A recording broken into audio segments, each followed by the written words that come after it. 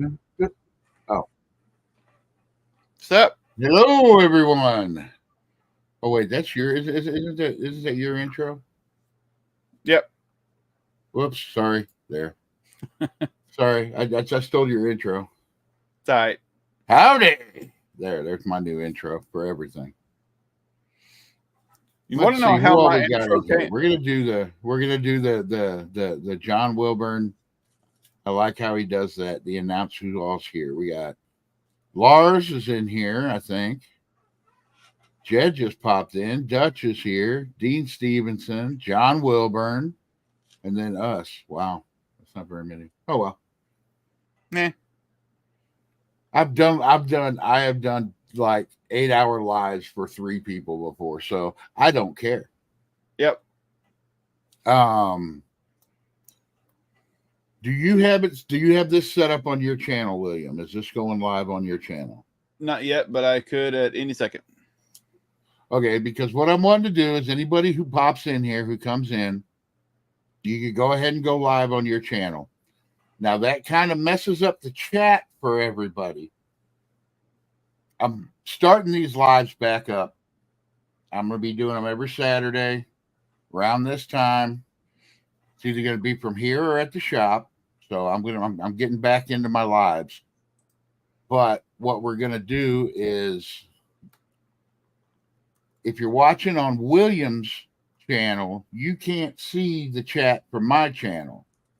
And if that gets confusing, like for this first one, anybody that comes in here tonight can just whatever put it up on your channel too.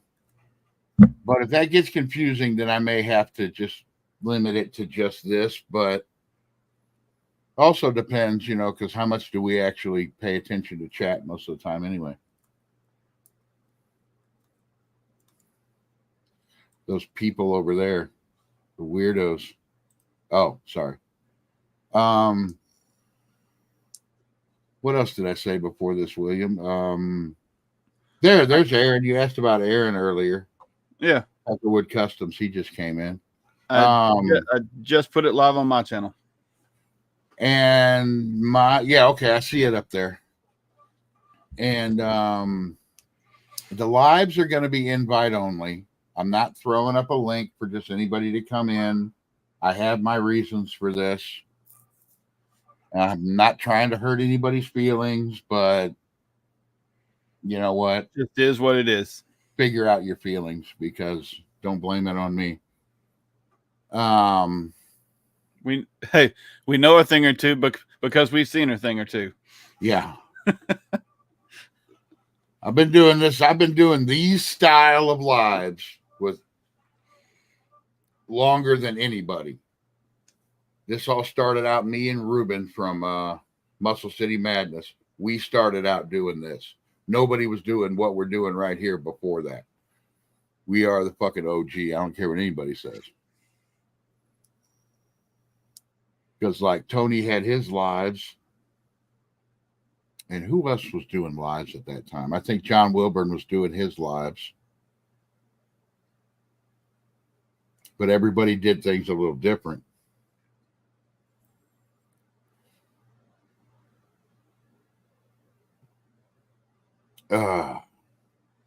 Well, Jed, if you wanted to come in, this is just, if you wanted to come in and not be on camera, I don't give a shit. But you do whatever you want to do. Yep. Yeah,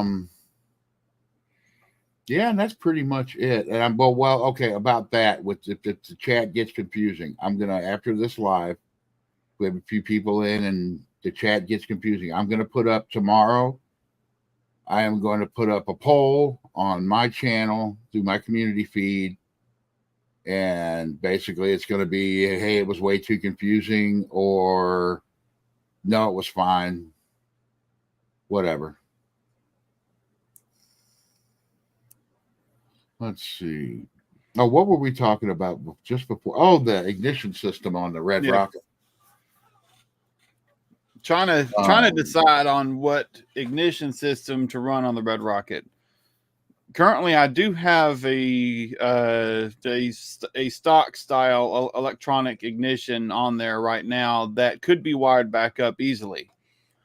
But I would like to try a different kind of performance ignition, because I've got the MSD on the Charger. I love it, but unless I could get a killer deal on a full MSD setup, then I'm not going to touch it, because man, I paid, I don't know how many years ago I got that stuff for the Charger, but I remember paying like $700-800 for it several years ago, and I can only imagine how much it would be now. But there he is. John, there you are. Well, and then I looked up that Ready to Run a distributor from Edelbrock. Yeah, but I don't know anybody who has any experience with that. I'll ask Shane about it. That's what I need to do. Yeah, that's a good person to ask about it. How are you doing tonight, John? Oh, reasonable. You still recovering? You could say that. Trying to get I'm running off my camera. I don't have any auxiliary lights. A little less formal tonight. Yeah, it's always less formal in here. Oh yeah, that was something else I wanted to bring up tonight. And there's enough people in here right now. If you put a picture of me next to a picture of Mopar Al and said we were brothers, that would really, I don't think there'd be too many people be able to argue that. Do you? No, probably not. I can see it. Probably not. I want to know what my dad was doing in Tennessee all them years ago. Yeah, Al's got 5 years on you, so it's plausible. Yeah, that's not many. My older brother has 2 on me. There you go. Oh yeah, speaking of that too, this may be the next project. I borrowed Dennis's trailer for No Name so I could haul the golf cart and everything. Right. Well, we drove out to Dennis's house, Twisted Mopar Garage. We drove out to his house to take the trailer back today. And he lives out in the middle of nowhere. Well, I'm driving and my dad's riding with me. And we passed this house that had an old Myers-Manx buggy sitting in front of it. Oh, cool. And my dad was like, I always wanted to build one of those. And it's like, well, fuck, I guess I'm looking for a buggy now. Because those are so cool. He's getting up in years and I want to do a father-son project with him. And he said that he's always wanted one of those. So now, if anybody knows somebody's selling a project cheap Myers-Manx buggy with a title, let me know. Wow. That'd be cool. My dad it will get painted purple, though. Of course. My dad lived in Florida for a while between getting out of high school and going in the Army. And he worked for a shop that built those things. And they would use Volkswagen chassis and shorten up the pan and all that. I watched there's an old video on YouTube it's like from the 60s or 70s. It shows exactly how they shorten up the pan and what all you got to do to build one. Yeah, not much to it. Oh, that is so cool. They make full length ones too, though. And the full length ones, they're plenty short enough. I would go full length and then actually have a little back seat just so you can put some stuff in there. Of course, Jether starts barking the second I come in here. That's all right. I'll be right back. That's all right. Everybody just think we're Uncle Tony. That's all right. I'm going to go see what he's got burning down. I'll be right back. Okay.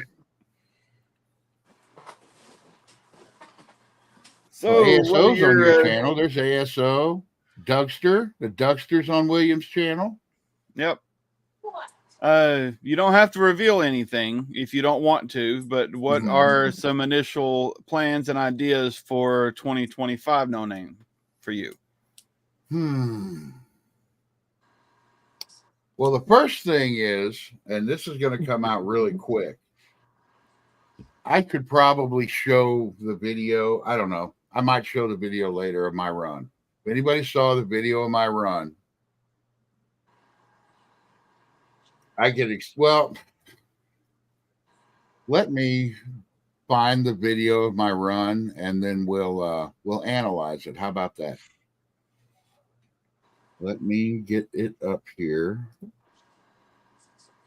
That is not the button I wanted to click.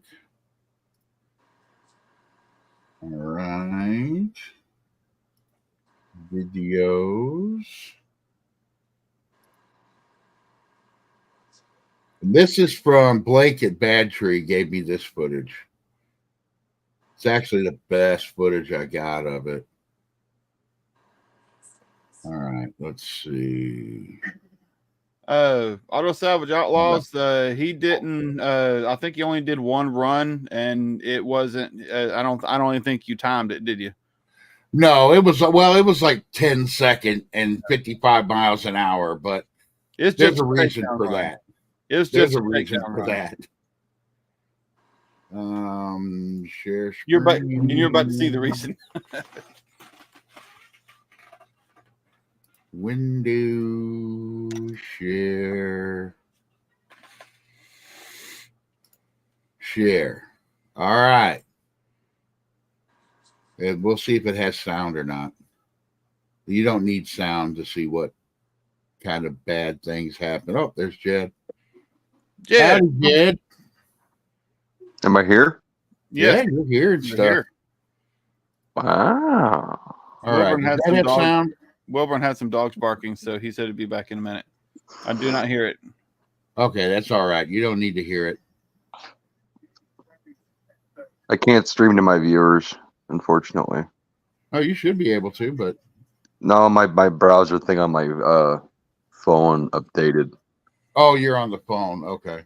Can you see Yeah. this? Oh, yeah. Sorry. I was gonna stream it to my audience, but it wants me to log in, and that's not gonna work. Okay, first off, let me preface this video by saying I was planning on there being a line. So I had my GoPro. My dad was going up to get pictures with his camera. I had my buddy Kevin had the phone, and I was going to hand the GoPro off to somebody, and I was going to get ready and everything. Well, it just so happened there was no line. So I just drove straight in, and I'm in second gear. So this whole run is done in second gear from launch to the end. Mostly because I was nervous as hell, but we got the Burnout Champions Bad Tree Productions in here, actually on my channel. Welcome. Okay, now watch this at the end.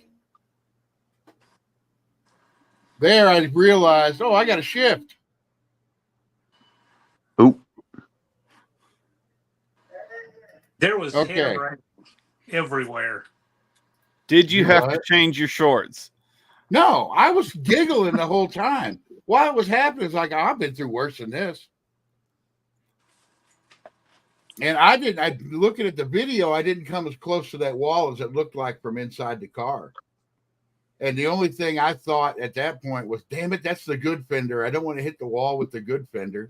The one that you actually did body work to. Yeah. And then, but now the whole thing is, if you noticed at the end, see, the steering on that car it pulls to the right really bad. And I was fighting that all the way down the track. And when I realized I didn't shift, I reached down to shift, and the steering got away from me a little bit. That's how bad it pulls. Yes, that's how bad it pulls. And then I hit the brakes, panicked, and did a bunch of stuff you're not supposed to do in a race car. If your steering's pulling like that, why are you on the track? Why do you not fix it? It's kind of important that the car goes. I know, but I had somebody drive the car, and they were like, "Oh, it's going to be fine." I'm like, "Okay." Yeah, Brian. Yeah, the only thing, Brian had a second opinion by myself too. I made sure that happened. I didn't want to be on the track with somebody else. But yeah, the steering's getting fixed. That's like first thing. I watched that run from the tower, and your header wrap was just coming off all under that car. And it looked like something out of a mummy movie. It was hilarious. But the thing is, the header wrap was coming off all weekend. That's what gets me is I hear more about the header wrap than getting squirrely at the end. It literally looked like something out of a Mummy movie, and Ron is covering the microphones. We're both there looking at that header rack coming out from under the car. Yeah, oh, Blake's in here. Yeah. No, I didn't downshift, John. I didn't shift at all. So that was first all the way down? No, second. Okay. I had to drive that car around in second gear because first gear's a little low. But this is all shit I got to work out. That's why I'm also announcing I'm going to make 52 passes in that car before No Name next year. I figure it's going to average out to a pass a week.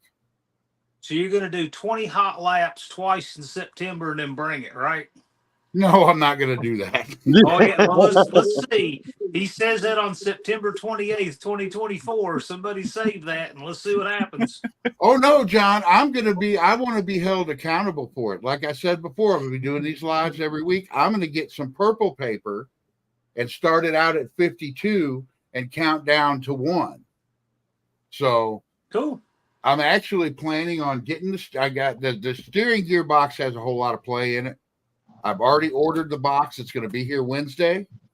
I am hoping next weekend to put it on, get the front end alignment done, and the following week I'm taking it down to the track and going to get some runs in it. Right on. That's the only thing that felt bad. That's the only thing that felt bad was the steering. I'm curious to see how it's going to leave. I mean, you left in second, so we don't know yet, but I'm curious. Nice first gear launch, see what it really does. Yeah, and I'm just going to work into it. I know I got to get seat time, so I'm going to get seat time before I go to No Name again, and hopefully it's going to be a lot of seat time because 52 is just what I've allotted, the minimum. 52 is a minimum before I go out. I may do more. Something else too about hitting the brakes in that car wanting to move around. You really need to see what your caster is because that thing has so much rake. You might actually have negative caster like a shopping cart on that. Yeah, I'm thinking about taking it up a little in the front too. I do think I need to do that. I don't know. There's a lot, but like I said, now I've got all this time. Well, at least I'll have one run on it before winter. I don't know how the local track I can go to. I could get all 52 passes in one night if I want to. I don't want to do that, but be a lot of hot lap. Yeah, it would be. I'd be like Duddy. I mean, if it was a nice, cool night, that'd be cool. Oh yeah, it's going to be in October, but they shut down that track in October. I need to see when Mocan shuts down. Exactly. I think Mocan runs all the way through November. We might try and set aside a weekend, do that. If mine's ready, I might run out there with you. Cool. Brian Sykeston runs year round. Yeah, they're just a little farther away than a lot of the other local tracks around here. But it's open. Yeah. Travis actually helped me get my charger running a little bit better today.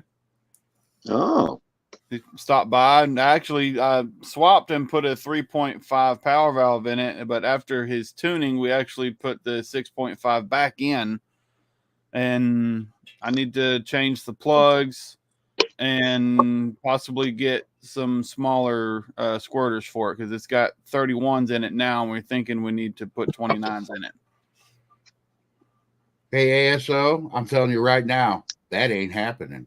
Yeah, I know. That's the way that car is, and I'm gonna deal with my bullshit. No video about it.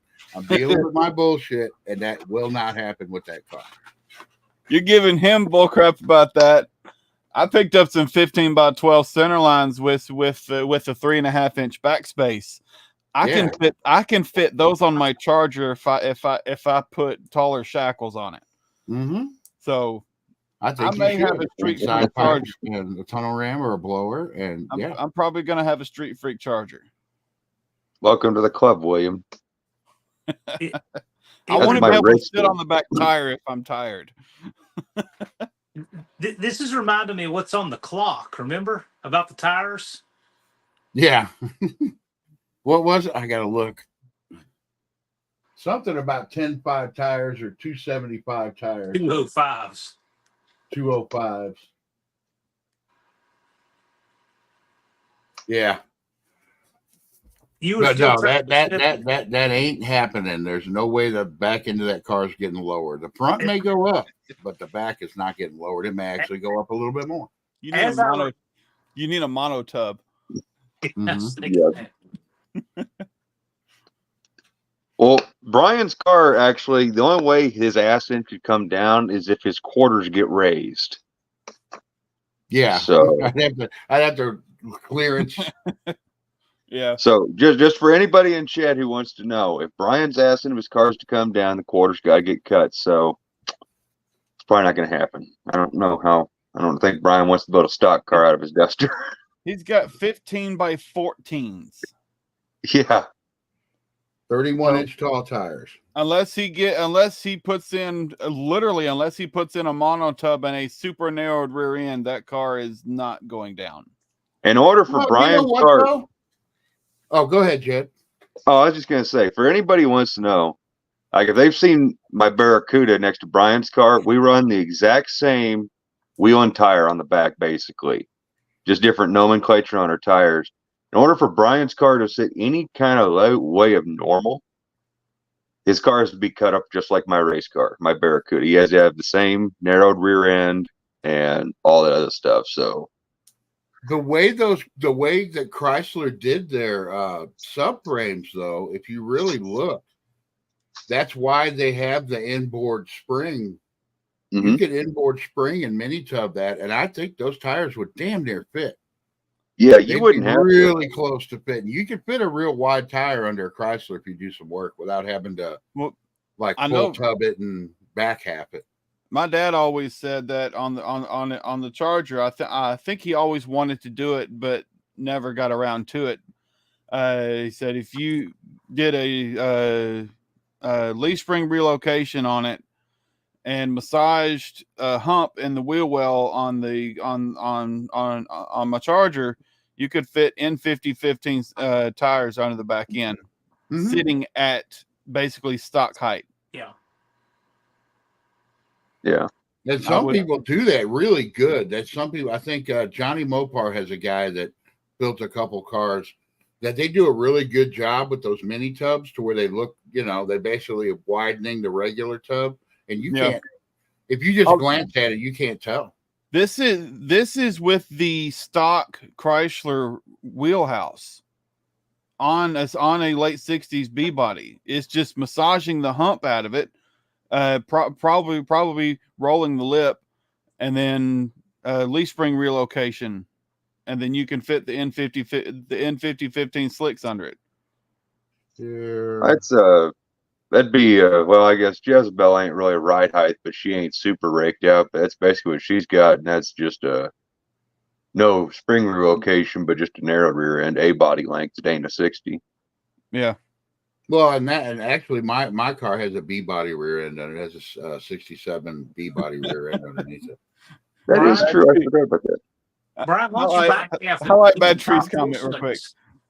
Oh, what'd you say, John? But back half it, put top fuel slicks on there. I know there's no such thing as too big a tire for you. Well, yeah. 36s from a fuel car. Back half it, cut the quarters, do whatever to make it fit. I'm sure you would do something like that. Yeah, there you go, Blake. Looks like two Goodyear blips floating out back. Yep. Jay just came in. How's it going, Jay? He says, "Hood evening. Where are you?" Messenger. Come on. Trying to get a picture here. This is something else I think I need to address.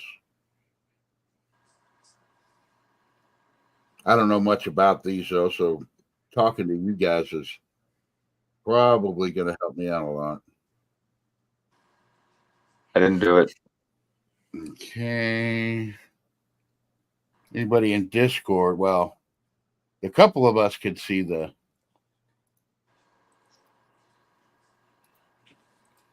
All right, there's that. Got it up there. Present. Share screen. Share. Share. That's how much space that pinion snubber is as far out as it can safely go. And that's how much space I have before it hits anything. So do I need to put something in there for that to hit?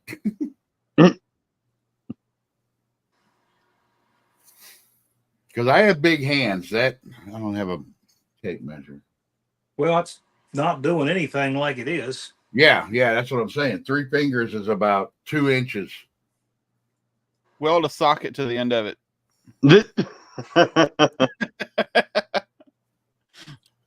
I was just thinking about getting like a piece of tubing, square tubing or rectangle tubing and put in there for it to have something to hit against.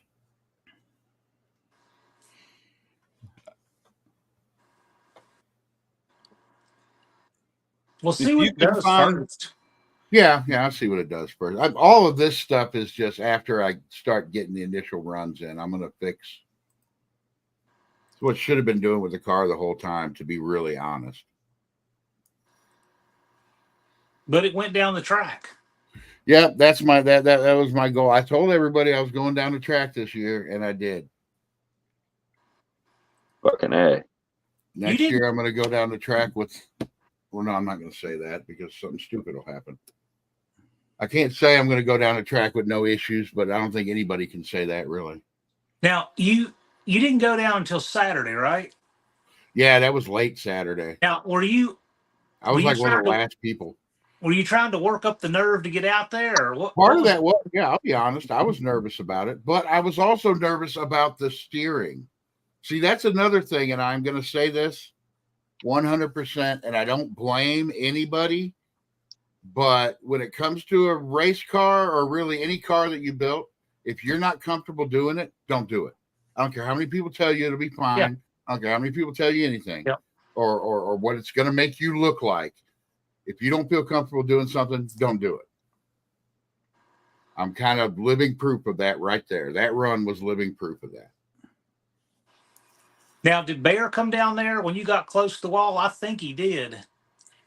The starter. Somebody took off afterwards. Yeah, that was him. He was really good like that too. He was. Yeah, he did that with Jeff. I mean, I didn't have the sketchiest pass. I was in the conversation though. And that was and the brakes didn't really.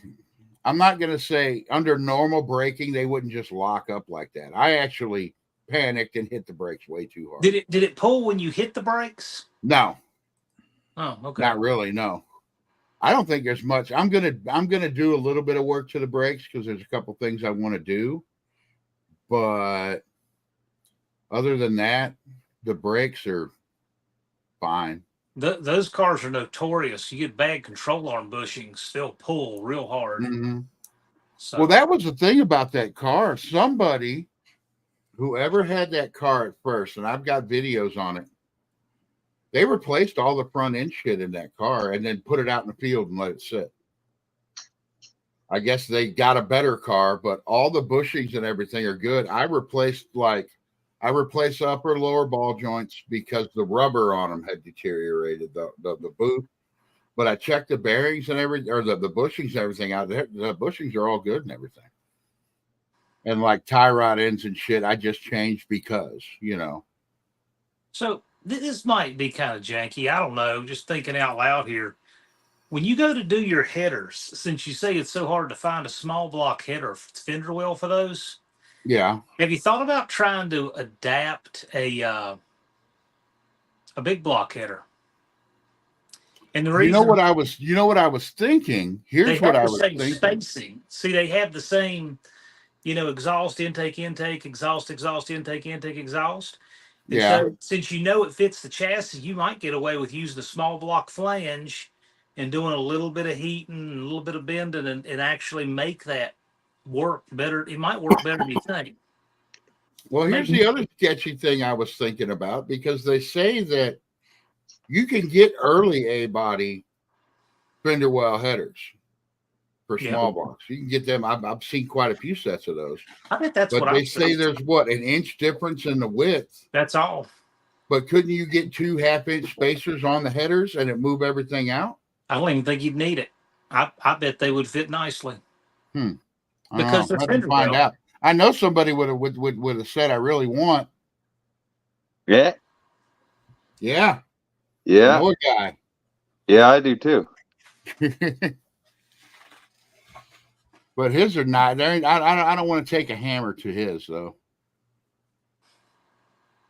Well, they're old Headmans now. We know. Yeah. Headman is the brand if you want really cool looking fender well headers. They look the same as Shane Polito's. Yeah. That's the design I like. I mean, I've seen some people make them. If I was going to have somebody make me a set, it would have to look like that. Agreed. If I ever did a different set of fender wells in the Barracuda, they probably wouldn't be the hookers, just because of the issues the hookers present with a big block in a Plymouth, the raised block or the raised deck 440. Now, speaking of making your own headers, here, William, I'm going to put this up because I think you did a phenomenal job on this. That he did. Speaking of that picture, Bad Tree, I am coming for that burnout title next year. In that, Russell says the same. Did you hear what he said, William? He said, I got a top 3 last year, and it's going to be a top 1 next year. Got some shot comps. You got a closer picture of those headers, William? Yes, I do. Because you did a really good job building those headers. I'm curious, why did you build headers? Because it looks like it's just wide open out there. You would think putting on I had no room to use a regular header because of the frame width I chose. Fair enough. But now you said you're thinking about lowering that engine down in there. I think that would be a good idea.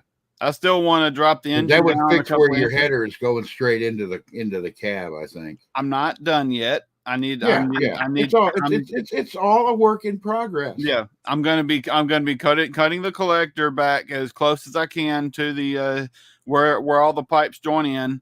I'm gonna put a 90-degree down and then another 90-degree to push it back. Or you could leave it like that and drive it only in the winter, because I bet it would make that whole cab nice and warm. Instantly, like instant heat and pass out. But yeah, I mean, the engine looks like it's sitting a little high, and like I said, I'm no expert, but to me the engine looks like it's sitting a little high anyway. So if you lowered everything down, you would lower your center of gravity in the car itself, and that header would probably go underneath. Don't flip that thing over. It looks like it would. So from my first time building headers, I think I did a pretty dang good job with keeping everything symmetrical. The left side, I think they look awesome. The left side is a little bit longer, but not by much. Well, and you probably needed to have the left side a little bit longer for your steering shaft anyway. That's the way most headers are built. Yeah, because that's where your steering shaft runs so through. You can see by how I did my motor mounts, I actually used some existing mounts that I had, and they're just sitting up a little bit higher than I was thinking. So yeah, you just knock those down a little bit. Yeah, and all I need to do is I don't have to touch the transmission mount because of how I have it designed. It's basically on a pivot. All I got to do is make sure that pivot's loose, and then lower the engine to where I want it, and then make my engine mounts. I think that once that thing is done, and like you said, you're getting a roll cage built for it. Oh yeah, definitely, from a guy that knows what they're doing. So you're not just having somebody piece together a roll cage for it. So Duckster, those are scratch built, are basically scratch built. I got one of those weld up header kits from Jegs, and some header flanges from, I think it was Stainless Header. Then I just cut and modified until I had it together and happy. But yeah, you get that thing together and get it safe. That's going to be a. But then again, doing for No Name Nationals, that thing being there, what else would you expect out of a bunch of YouTubers? Crazy stuff. Yeah. I'll tell you what, you guys don't have to take any crap from anybody on your tech stuff. We have a good tech program. Oh yeah. So I mean, people can't say that we're running stuff that wouldn't pass tech anywhere, because ironically, we're the event that does have tech in that region. Yeah, a lot. Well, most of the tracks around here don't have tech. The only one that I know of that has a tech program is Gateway. They run NHRA national events and stuff up there, so they you got to tech your car there. But every place else you go, they don't care, and I don't necessarily like that idea. Sean I don't O'Brien, like being next. I mean, it ain't my stuff I'm worried about. It's the guy next to me, you know. Sean O'Brien, he runs there regularly, but their tech program, I don't think they do it except the national events, because he had to take care of a couple things for our event, but he got on them real early and got them done. Yeah, well, I mean, I've been up there on their testing tune night. You still got to go through tech, but I think you're right. I think it is a lot more lax during just regular stuff. You ever watch any of the videos on YouTube from Headhunters Dragway in Georgia? If you ever want to see what happens when you take it out to the fullest, when there's no tech at all, watch some of that. Headhunters Dragway. I mean, shearing off wheels at the studs, breaking axles, all kinds of stuff, just all night. See, it's not. I mean, if you were doing solo runs, I could almost understand it, because you're like, hey, it's my own shit. But you got a guy next to you. But these you got people in the stands. But these people are asking for it. It's donk races. So they're running these 24-inch wheels on spacers, on stock studs, no thread engagement, stock axles. And I mean, every one of those videos, they're just breaking axles and shearing studs left and right, like probably 3 of them a night. It's like just a regular part of the show. And there's 50 people on the starting line when it happens every time too. Yeah. I mean, it's funny because they're betting on the lanes. I'd be betting on, okay, how many people are going to get hit by this tire when it comes off? That's what I'd be betting on. Well, I know I don't know if you've seen it, but I think most everybody's seen that at that last War in the Woods. They had like 8 or 9 people get run over by one car. That Nova, that blue one?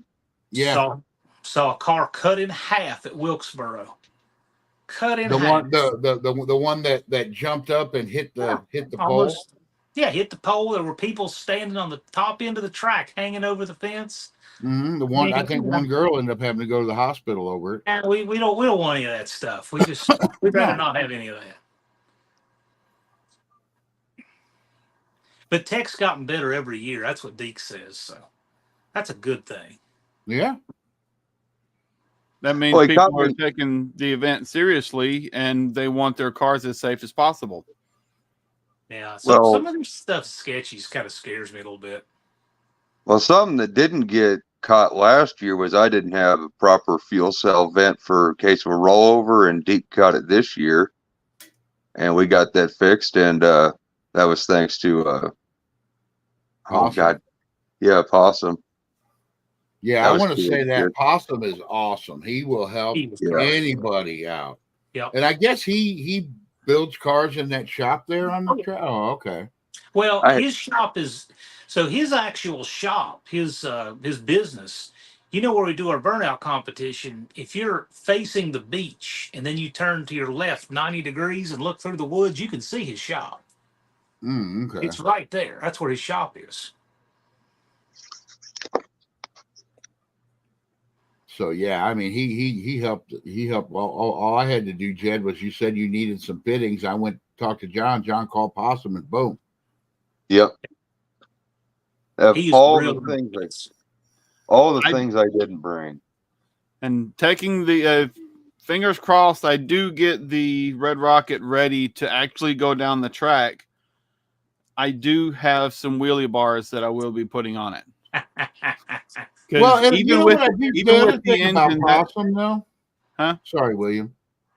The other thing about Possum is I think Possum watches a lot of our stuff, too. He watches you. He watches some of us on YouTube because he talked about Jed's car and how much he liked it and stuff like that. So, you know, he's the best guy to run that track for that event.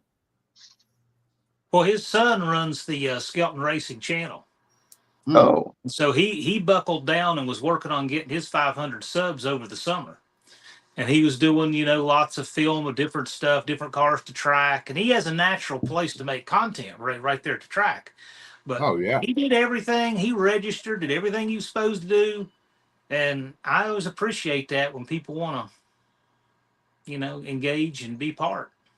I thought that was super cool to have him help me, and that helped me like wanted to go help other people and stuff. And I was more focused on that. I was having more fun with that, really. Yeah, they are super, super helpful. I really appreciate that. He and Barkley do anything they can to help you. They have a really good starter. Bear is a really good starter. Their staff is really good there. The gate staff was great. Everybody's great. We just need a giant air conditioner just in case it gets hot Yep. again. Yeah, we'll see. You never know. Next year it might be unseasonably cool. That's yeah, true. You never know. They're saying they're saying all, and I don't know how much you can believe it, but they're saying all the signs are pointing to where we're going to have a real mild winter. So that usually means that this time of the year it's still summer, you know. Yeah, it was warm. That's all right. Shit happens. I still had a great time, just like every other year. Yep. At least it's same nice here. and cool to sleep. 60, I slept in the 60 truck degrees again. sleep is good. I love having the Cushman there. I think I'm gonna try to have it there every year. Well, yeah, and even talking about that, you're talking about tech. How Keep fast it in did that, when that Cushman went down the track? How fast did it go? 38 miles an hour. 38.6 miles an hour. But that still had to pass tech before they would let it out on the track. That the second year. Yeah. Oh yeah, everybody. RC Cola, not sponsored, but hey guys, you know, you're kind of a small soda company. Yeah. Hook me up. Yes, the bathrooms do have nice AC, boy. Oh yeah. I said that. I told people that was for me going down there. I've gone down to that track before this, long before he had this event. And I've gone down there when it was hot. I mean, like it was what was the temperature? 80 something? It never hit 90 this week. No, I've been down there when it was like 95, 100 degrees. And the bathroom was the only place you wanted to hang out, but you really don't want to hang out in the bathroom. No, there's always somebody in there just Hiroshima in it. So even though the AC is nice, you want to like get in, get out. Well, that you don't want the stigma of the dude that hangs out in the bathroom. No. Ooh, real close to the weird hour right there. That was real close. Didn't quite hit it though. Not quite weird enough. Now I'm doing that on purpose because usually once a weird hour hits, John wants to leave. So Possum is looking to upgrade the septic down there by the shower houses. He's going to upgrade it, even though our event unquestionably taxes that more than anything else there, because there's no event that has as much tent camping as we do. But you know. Yeah, but I mean that's just good. That just means if he upgrades it, then that just means he can have more events like ours down there. That's actually, encourage more events like ours. It needs it. That's one of those things that actually I don't mind. I actually like for just a generic like set of showers, they work actually phenomenally well. They got hot enough water and they got cold water, so. And the hot water lasts long enough, which is something that's always surprised me. And that's one thing I'll say very proudly about that event. If that is one of your concerns about being clean, The showers are not bad. They're better than some I've ever been in. Just have your shower shoes. Yes. Well, Definitely. Yeah. I keep forgetting that because you might come out looking like Chewbacca. No way. what you need you a good set of Crocs now. Just buy you a good set of Crocs and you're It's a fine. good, Yeah, it's a good let me point. tell you, I would have jungle gymmed on the ceiling before I would put my feet on that floor. That was not going to happen. I want to know who got a haircut in I there. don't want to know. I knew you would want to know, but I know I did not want to know. Well, I didn't know what part of their hair they got cut Oh, off. gosh. We don't want to run John away yet, Jay. Oh, I'm not. We're, I'm just saying that seriously weird looks. hour gauges. it's going up. No, So, no. did anybody get a picture of Jeremy Sykeston side chick? Because I missed out on who it was, and I really am curious. Yeah. You know what? I should have got a picture of him when she was over there. Blake, did you get a picture of them? She's in videos, I'm sure, somewhere. I just haven't, Yeah, I'm curious. I'm real curious now. Say what now? Jeremy had a groupie. Yeah, Oh. Jeremy has a groupie now. In Sykeston. Yeah. And we call her Jeremy Sykeston side chick. Oh boy. And his wife thinks it's hilarious too. Yeah. We were kidding him about that. Who doesn't? Blake says that's Mr. Bone Shaker.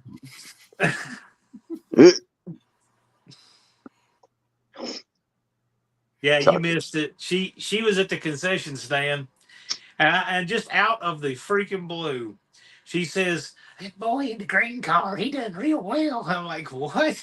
She starts explaining to me that she was watching the burnout competition, and she lives on the other side of those woods over there. She said, "So I didn't know if she watched it from the woods or if she actually was in the." So what you're saying? Because this was on Saturday. Jeremy's groupie came out of the woods. My question, I have a question. Why does Jeremy's groupie sound like she's 80? I don't know how old she is. I don't know. So I'm just saying, from the way you told that story, I just got like little old lady vibes. Now we're talking about her coming out of the woods. Well, okay. So the people always come out of the woods to watch the burnout competition, right? Like it's our own version of The Hills Have Eyes. And that's what they do every year. You know what I'm talking about? It is Missouri. Right? Yeah. It is Missouri. I grew up there. They hear loud engines. They go, "Oh." Well, I got to tell you, nothing else happens up there except that. So every year, it's like the thing that happens up there. It's true.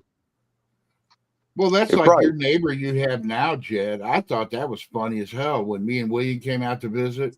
Oh, yeah. It was like what, 10 in the morning or something, and you fired up that 340, and then when you shut it off, we hear from your neighbor's house. Woo! Yep. Yep. That was great. You can hear it in the video if you listen real close. That's a lot better than what we used to hear. No, Lee, not yet. The gauge is going up, though. Not yet. Nope. No weird hour. Yeah, Lee, they're running the freak flag up the flagpole, but it's not there yet. Brian, I guess you could show a picture of that the Barracuda's new mascot that I didn't get to attach to it. Uh-oh. You mean save that for a minute or two? Okay. Remember those? Put a picture of that up in Discord. Oh, that yeah. Okay, I know what you're talking about now. Okay. You know what Jeremy's groupie reminded me of? It was like the female version of Herbert from Family Guy, the way she spoke. That's what I was trying to think of. She spoke like she sounded like Herbert a little bit, the way she talked. That's why. Okay, we got that explains, now. That explains why she sounded. She did, and I couldn't put my finger on what is now I remember. That's even creepier. Get Jeremy on here to ask. She's gonna be down there next year waiting for Yeah, she'll be waiting on waiting it. for Jeremy with a tray of moon pies and a pitcher of sweet tea to try to get him to come into the house. She'll probably come in on Tuesday and ask me about once an hour. When's that boy with the green car getting here? And Blake will say, "Hey, we're rolling in about 3. I'll be here about 3. Oh, good." She'll be there at 1:30 with the cage That's right. and the tear gas. I'll say, Maybe she's just a burnout champion groupie. William, you might be able to get in there and be like, "Hey, I was the first burnout champion." That's right. You might be able to get you some of that. What it really is, the Bad Tree Sweet guys. Herbert loving. The Bad Tree guys, they're rock stars. So they have a line of groupies, and they're starting to build a line of groupies. So William will be just like peeling them off the back of the line. Yeah, so, yeah. Hey, by the way, that's what all of us have to do. I mean, you get J-Bo out there. Come on. Yeah, I still think I have the highest smokestack. Speaking of the burnout competition, I still think I have the highest smokestack of everybody. I think that you got the photo that year because the light was perfect, the wind was perfect. And you got the perfect photo. Yeah. Perfect. Well, that's like have you guys seen that? Have you guys seen that photo that got taken of Tony's truck? Yeah. With the American flag and the smoke and the light was just right. Yeah, that looked really good. That's a good picture.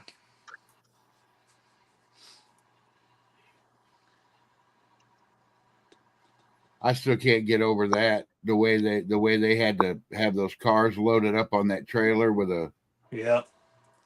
It's like, that's dedication. You guys said you're coming and that's it. Yeah. No matter what.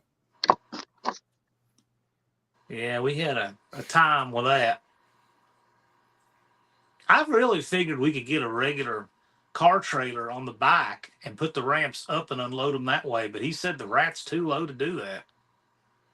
Oh, that's probably because the ramps that were on that look like they'd hit the ground. Oh, they will, but the angle, it's made for skid steers. Yeah, well, that and Tony's back tires were on those ramps when you had both the vehicles up there. That's true, but well, you could jack it up and fix that if you had to, but the angle is just too severe. He said they're going to be doing a lot of work to that rat. They're going to be bringing that out next year as like, you don't see too many rat rod drag cars. No. Not like that. No. And they're actually wanting to set it up to be that. I'm like, that's cool. I like what they've done, though, because it looks like a rat, but I'll tell you, the mechanicals are really good on it. So they're going to be putting a more modern front end on it so they don't have a squirrely top end again. Oh, that's a good picture, Blake. Here, I'll put this picture up that Blake just sent me.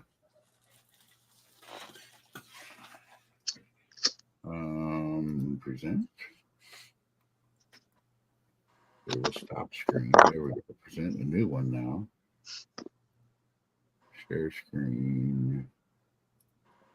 That's not it. That's not it. There it is.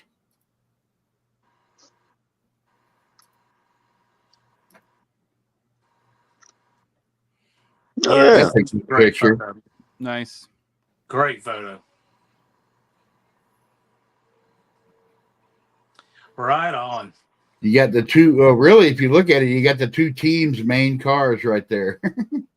Yep. I like it. That's what we need to do next year, Jed and Blake. Yeah. We need to set up a team race. Muscle car misfits versus Bad Tree Productions. I know I've got my brother on my team. He'll be coming back. Yeah. They'd have to bring Nacho back. Your old man going to bring the Charger, Jed? He basically left this year thinking that he would have had more fun with his car again. So, probably. I'd love to see that car out there. But hang on. Probably, I don't know, like I don't know, probably drag race it, but I doubt he'd probably go whip. I don't know. He might whip it around in the burnout competition. I have no idea. I don't know if I'd want to whip that car around. I mean, that. Woo. I'd be afraid to. Mm-hmm. But You just be careful with it. You wouldn't want to get too crazy with it. yeah. You want to do like Chris and back it into the sand barrels. No, because that is still a beautiful car, and it's still got a 426 Hemi under the hood. Yeah, But it looked cool. It would look cool as hell going down the drag strip, though. Oh yeah. Oh yeah. Just bring it and cruise the Lamberts and cruise the Lamberts in it and park it there all weekend. I mean, hell.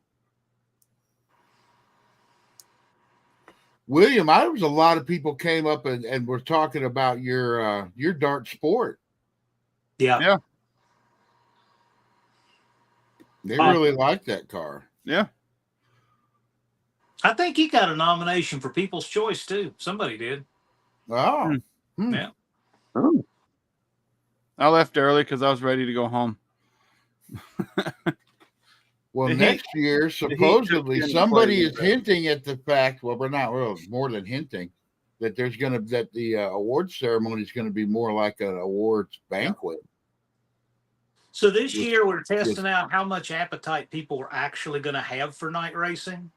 And what I found out is the appetite on Thursday was really high. By the time we got to Saturday, it's like, man, we're beat. So probably the best thing to do is just shut down, drinks on ice, smoke meat, have picnic tables all the way down the front of the pit so we could all sit down together, have a nice meal, and relax. That'd be cool. For the people who are going to be there on Saturday night. Yeah, that'd be cool. Really cool. Yeah. That's what people kind of showed me they really want to do. Now, you said something about food. Now William's like, "Yep, staying Saturday night." If we had lanes full on Saturday night, people want to race under the lights. Cool, we go that way. But that's not what people showed me they really want to do. What they really want to do is just sit down, break bread, relax. So I think that would be a great ending to the whole event. It's just you sit down, you have a good meal, everybody relax and tell stories about what happened all weekend, and have the smoker running during awards. Yeah. Now we're talking. Just the smell would keep people around. That's kind of. I think that's a good thing to do. I mean, yeah, it gets better every year. That is true. I mean, that's the only thing that like. Who you ask? That was. That's the only thing that the only thing I know, like Dad and I, we kind of just got sick from the heat. But that was like literally the only thing. That's the only reason why we left Saturday, because we were all kind of sick. I had to sit in the truck a couple times. I'm an air conditioning baby now. Well, we didn't get to sleep much that last night too. I was really sick. But after awards, it's dark. I mean, right after awards, the sun goes down, so it's cooled off by that time. Oh yeah, nice. It's nice then. Yeah, we just didn't have a reason to stay and race. But if there was going to be something like that, it'd probably been different. Mm-hmm. Yeah. Well, there's Dennis right there. We moved up a little bit, like Blake says, because of the threat of rain. But they left the lanes open about 4 hours after that. And, there's a lot of people come early, a lot of traveling, a lot of miles, and it just puts a lot of wear on us all. So it's probably the way to go. Hey, Dennis, did I park that trailer in a good enough spot for you? He'll comment. And it gives us a little bit of a hedge in case we have rain early in the day on Saturday or something, so that we can make sure to get finals in if we need to. Yeah. So having that extra half a day is really nice in case of rain delay. Like, let's say you got a rain delay at 2:00 on a Saturday, you get the track dry, you'll be able to get your finals in, even if you have to bump it back a little bit. Yeah, they got all the equipment to dry a track out there. Yeah. Obviously, they showed it at the burnout pit. Boy, wasn't that something? Those guys, we had a rain, half hour, they're out there. I told them, I said, go ahead and page them up, half hour. They got to work on it, got it plenty dry enough. Yeah. What a crew. Most places would never do anything like that for Yeah, you. they'd just be like, yeah, that's canceled. Yeah, for real. I love how most of the people standing around for the burnout competition didn't move or flinch with the rain. Oh No. yeah, I see that was the thing for me. I was like, everybody's like, even Lars was like, come sit in the truck. I'm like, no, this feels good. Lars was awesome. He was everywhere. I'm just happy I got a perfect spot to park my Cushman, so I didn't have to walk down there and walk back mostly. Yeah, I had my buddy do the he filmed the burnout competition. I haven't looked at it yet, but that'll probably be video for next week. Was the or I may save it. I may just save it for later in the year when the hype for next year seems to die down a little bit. Throw out a video to get the hype back up for the event. Remind people. I was going to take that idea from you from last year with Anna's video she shot, and I was going to wait to throw it out later. 150 pre-registrations by Memorial Day. That's what I want to see. I'm hoping. Well, I'll push for that on here. I'm thinking about putting out a short. I'm thinking about putting out a short and doing a first 2025 no-name call out for Cushman's. You're gonna have somebody build a Cushman. Somebody that way. You've got a year to find it. You've got a year to fix it and get it running. You don't have to hot rod it. Just get it running, get it driving. Yeah, but what about vehicles like Cushman's? Could you do like a tuk-tuk or something if you found one? Or you're not going to find a tuk-tuk in the U.S. But if you find a tuk-tuk in the U.S., bring it. I could find one, I bet. Yeah. I'm wanting to do. I want to do a different type of bracket on the Saturday, and this year I thought let's do a beginner's bracket, so that some people can maybe get the nerves out of their system and jump in the Friday bracket next year. But what I want to do next year is I want to do something a little different. I'm thinking doing a stick shift bracket. That'd be cool. I mean, not for me. I don't personally like sticks, but there's a lot of people out there that do. As soon as I said that, somebody's, oh man, it's got to be Pro Tree heads up. I'm like, man, it's going to be hard enough finding enough stick cars for bracket. Now we got to have the parity of heads up. I mean, people need to save their little ideas for their own call outs. But yeah, exactly. So if you want to do a heads up Pro Tree with the stick, find you a dance partner and do it. But I think to have a bracket would be perfect because we could get 8 or 10 cars that wanted to do an all stick shift bracket. I think that'd be pretty cool. Yeah. Look, Jed's over there thinking people like the Brewers. That's what they do, right? No, I will drag race my Charger, and I'm not breaking it at 4-speed. I'm just saying. I mean, there's plenty of people who will. Oh yeah. I think a manual transmission bracket would be cool.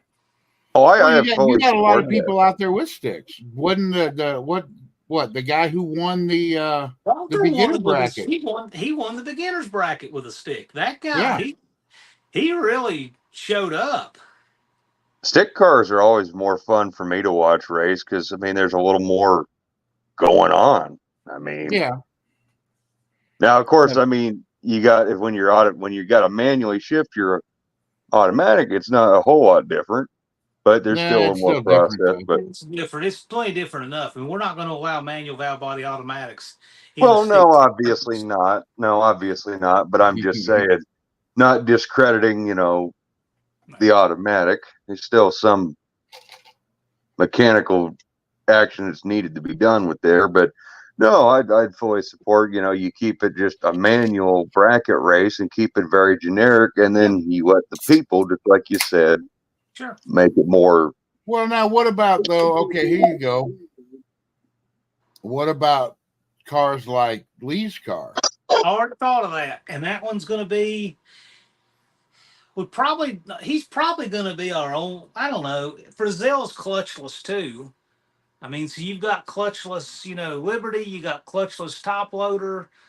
People make clutchless 833s. Basically, that's what he falls into. But he's probably the only one that has that. So we'll see. I guess don't I know would yet.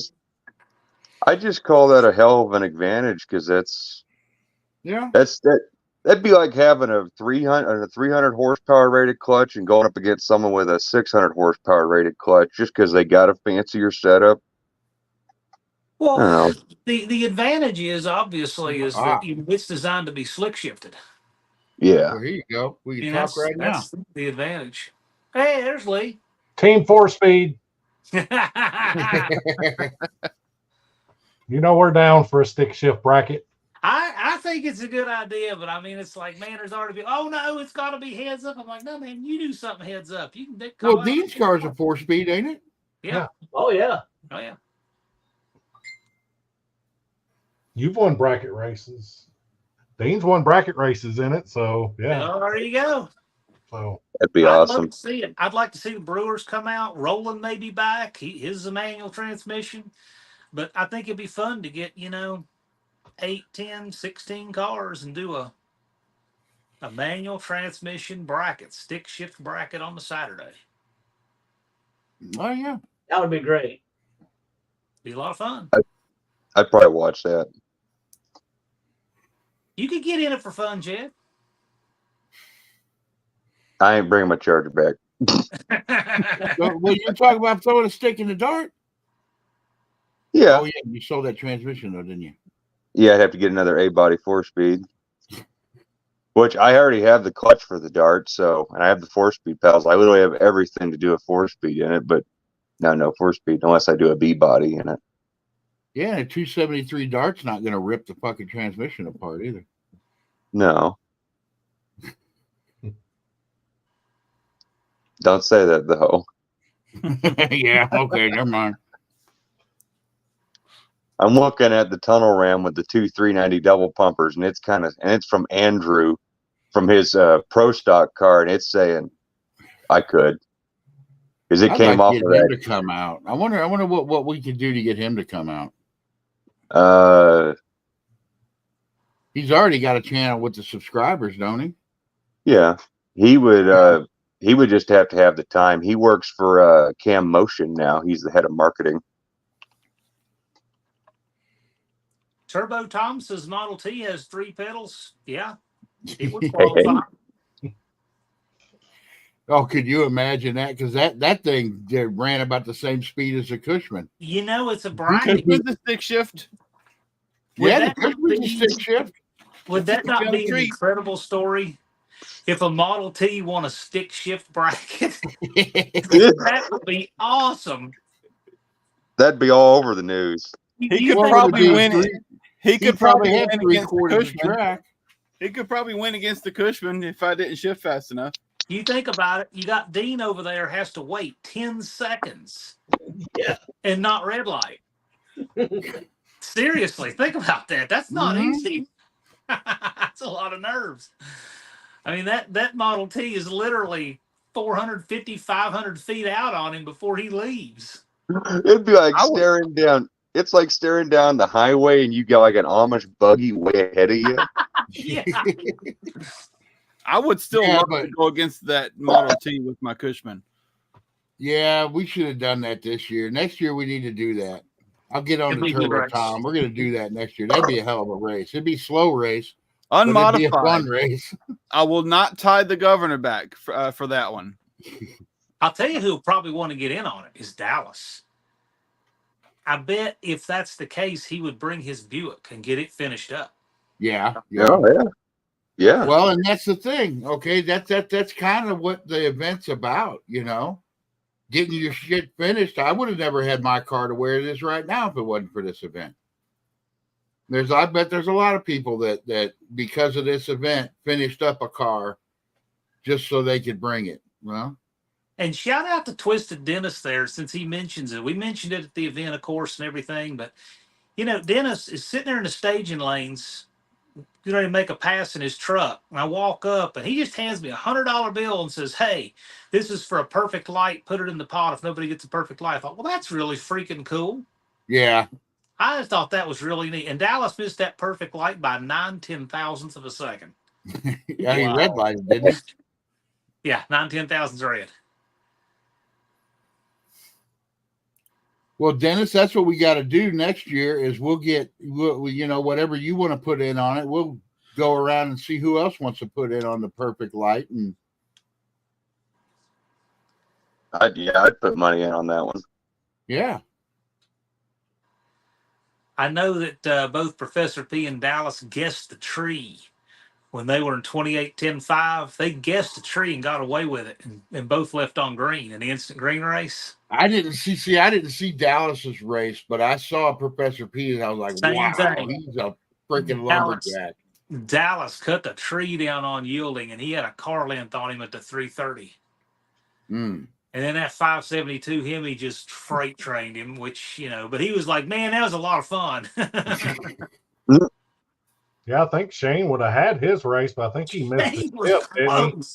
I think he missed the shift. He would have probably got him. I've seen a time slip on that car from just before, and if he'd run that again, he'd have won. You know what? The thing is, the way Shane films that car in his videos, you don't actually see how nice that car is. It's very nice. That is a really nice looking car. But really, he only ever showed like under the hood and underneath the car, and I didn't think that car was as nice looking on the outside as it is. That's a really nice car. Yes. I didn't feel right putting a sticker underneath his deck lid. It felt weird touching paint. Shiny. It didn't feel right. Who the hell has shiny paint? But I still love Dallas's car though. I think that's a really nice looking car. Yes, it is.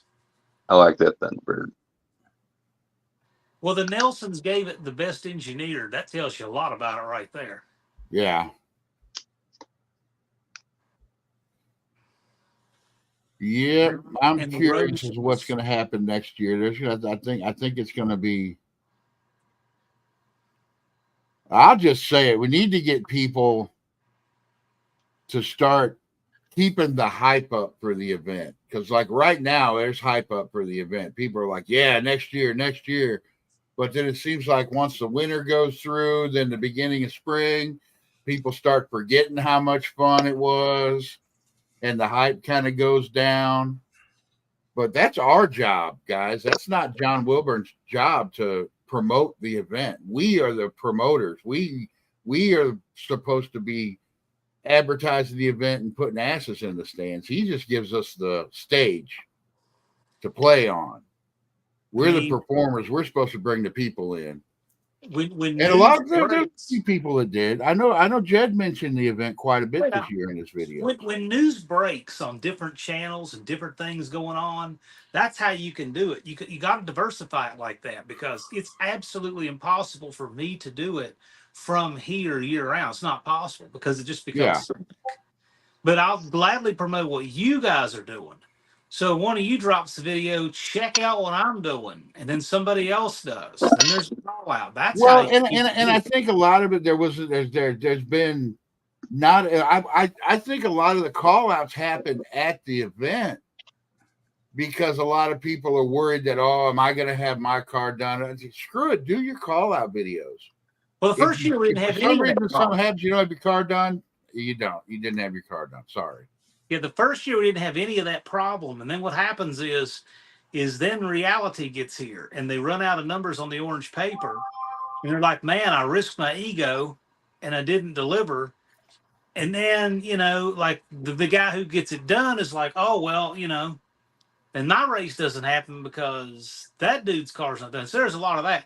And so now it's but I think people still need to take a chance and do your call out videos and have fun with the call out videos again.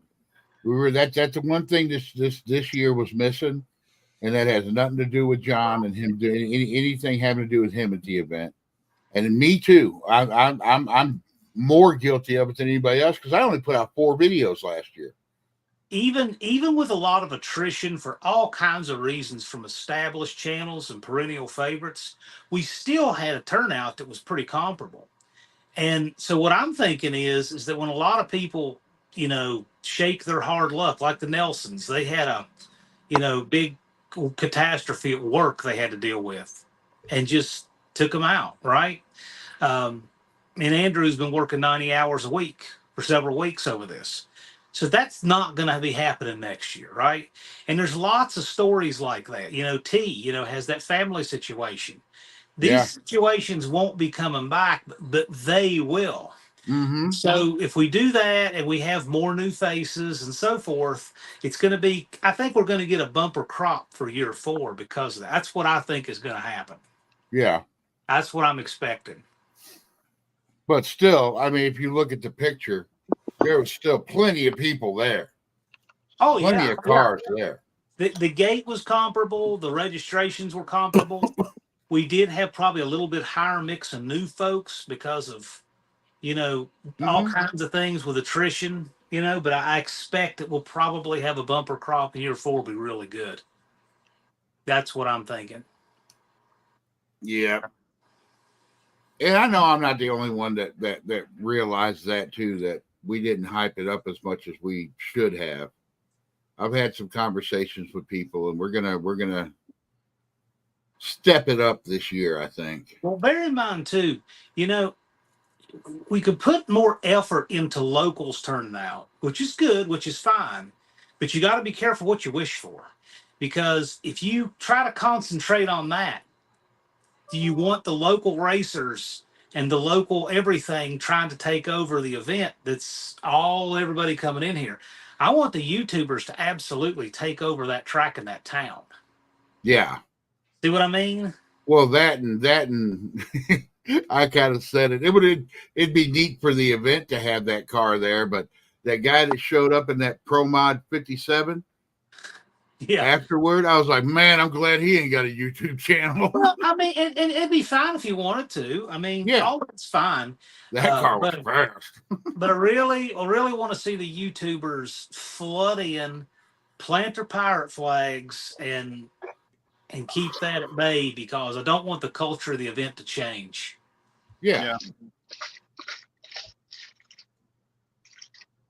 But yeah, that's just the whole thing of, and like you said, I'd like to see. I don't know. I think everybody'd like to see the event grow to some extent. Well, yeah. We need to bring in more. I don't necessarily even think we need more. Even though it's going to happen, we don't need more participants. I would like to see more spectators. I'd like to, even though there's a lot, I'd like to see.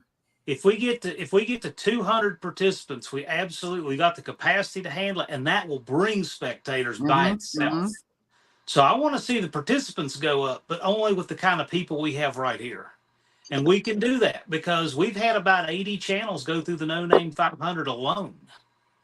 Well, yeah, and that's about the average for every year, isn't it? Oh no, 80 total. The average for every year has stayed the same. And new. No, the percentage of people who make it through the No Name 500 has changed. It was actually a little bit higher this year. It was about 75, 78%. The percentage is always about that. It's about 7 out of 10 every year make it through. But the number of people in the No Name 500 has decreased, but only because they become established channels, and when they re-register the next year, they're no longer in the No Name 500. Yeah. So that's I just think that we got plenty of new people coming in, and if people don't want to make it every year, it's still going to be good. No, we do. They re-register. That's the big thing. So, No Name 500 doesn't have to be real big. We just need them to come back. And they do by and large. But I think we're going to have a bumper crop next year. I think we're going to have a really good event. And I'm hoping people really get up on it early and help make some of their own luck. Yeah. This was a tough luck year for everyone. I mean, look what happened to Lee and Dean. I mean, you have things, gremlins like that. I was fighting a lot of gremlins. Everybody was this year. The Nelsons. Yeah, this year there was a lot of problems that weren't at the track this year. Yeah, it was leading up to it. It was a tough year. I had my stuff I was dealing with. Yeah. But next year, I really think that we kind of. I'm just thinking we're gonna have a really big year this year. I got a good feeling based on what happened this year. Because this year was a little better than I expected. One thing I noticed is that the pits, We had noticeably fewer people on Thursday night, but I noticed all through the night and Friday morning the place filled up. Mm-hmm. So people got there later, and I was talking with Ron about it. We're trying to figure out why that is. We think maybe the economy played a part in that. People can Probably. take less time off work, less money in lodging, travel, fuel. It causes people to get there a little bit later. Probably some of that played into it. But we had a good turnout. We got a good core group, and I think next year is going to be the biggest year ever. Well, and it's like I've said too. If you look even on a Thursday night, you compare where our pits are. You could basically look out and see all of the asphalt pits. The first year, yeah, that was all full. The first night, that was all full. But then everybody realized, hey, the camping out is cool. And now it's all along the edge in the grass. That's where all those people are the last couple of years. You're right.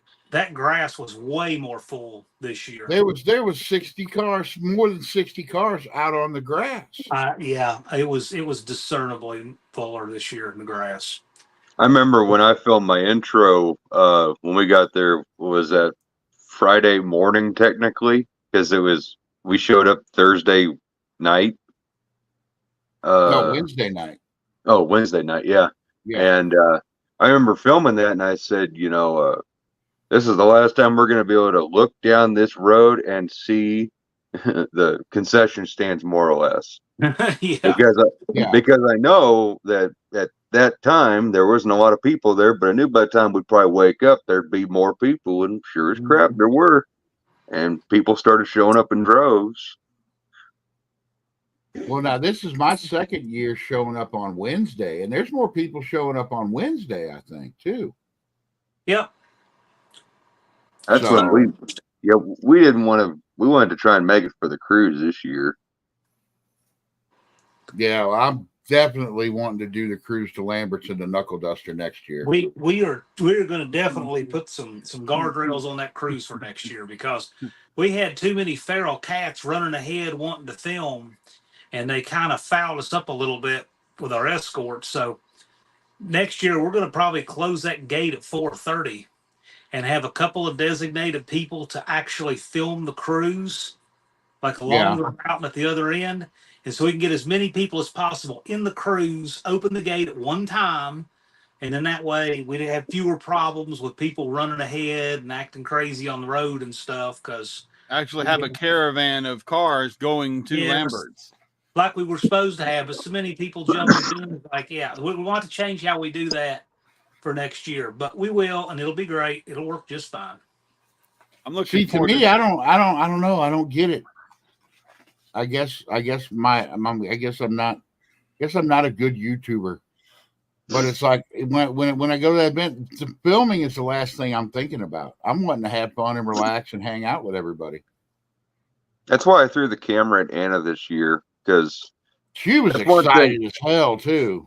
And I figured, what better way to maybe try and drum up stuff is, instead of having my take on it for the third year, telling people the same thing, and me trying to film and enjoy the event is a lot. And so I figured, here, Anna, you go do something, go make a video. And yeah, she had a freaking blast. And we started watching her video, and it's like 3 hours long, raw, uncut. And I was thinking, oh God, this is going to take forever. And we started watching it, and we got 30 minutes into it, didn't even realize it. And it was just like nothing. That time just went by like an instant. Wow. It's kind of impressive. There's Mr. Hobbs. What is up, guys? I'll tell you this about next year. I'm looking forward to driving the Red Rocket from the drag strip to Lambert's. Yeah, you're going to have that thing street legal, aren't you? I don't know if I'm going to have all the paperwork, but if it's a protected escort going over, it should be okay. Yeah. I'll have all the bells and whistles, horn, lights, and seat belts and all that, so I'll be okay. I gotta admit, I would have loved to have made it this year, but Oh my lord! Talking about stuff going wrong, it seemed like the odds were You so did have a lot of stacked stuff against happen me. to you this year. It was rough, and then I finally got a car that probably would have passed tech. But I started checking out the rear suspension. It was like, yeah, if it would have even been able to do that, I would have broke a leaf spring on the starting line or something. Well, now you got the car. I do, and I have We time. just gotta. We're all gonna stay on your ass, and you're gonna be there next year. Exactly. Instead of just focusing on one, I'm going to try to focus on 4 of them. There you go. You just gotta focus on one. One. Well, I'm paying somebody to do the one just to make sure it's actually safe and right. Oh, okay. So that leaves the other ones for me. Start saving money now for next year, so money's not a traveling issue. And okay, here's another thing. I just got to come out and say it. This is nothing. Not saying anything bad about anything that happened before. Ryan Barsness showed up with a car this year. You know, Yes.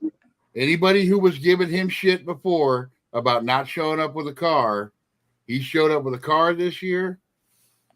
And really, even before that, anybody who gave him shit about not showing up with a car, I always jumped in and said, yeah, but he shows up every year. He's been there every year since the first one, and I bet he'll be there. I mean, I'll be honest. Go ahead. I just wanted to say something for Ryan since he's not here. That's okay with everybody? Yeah, go ahead. Yeah. I think that young man really does need a huge, and pardon my French, fucking pat on the back. And I don't think his story got heard nearly enough at the event. I don't know.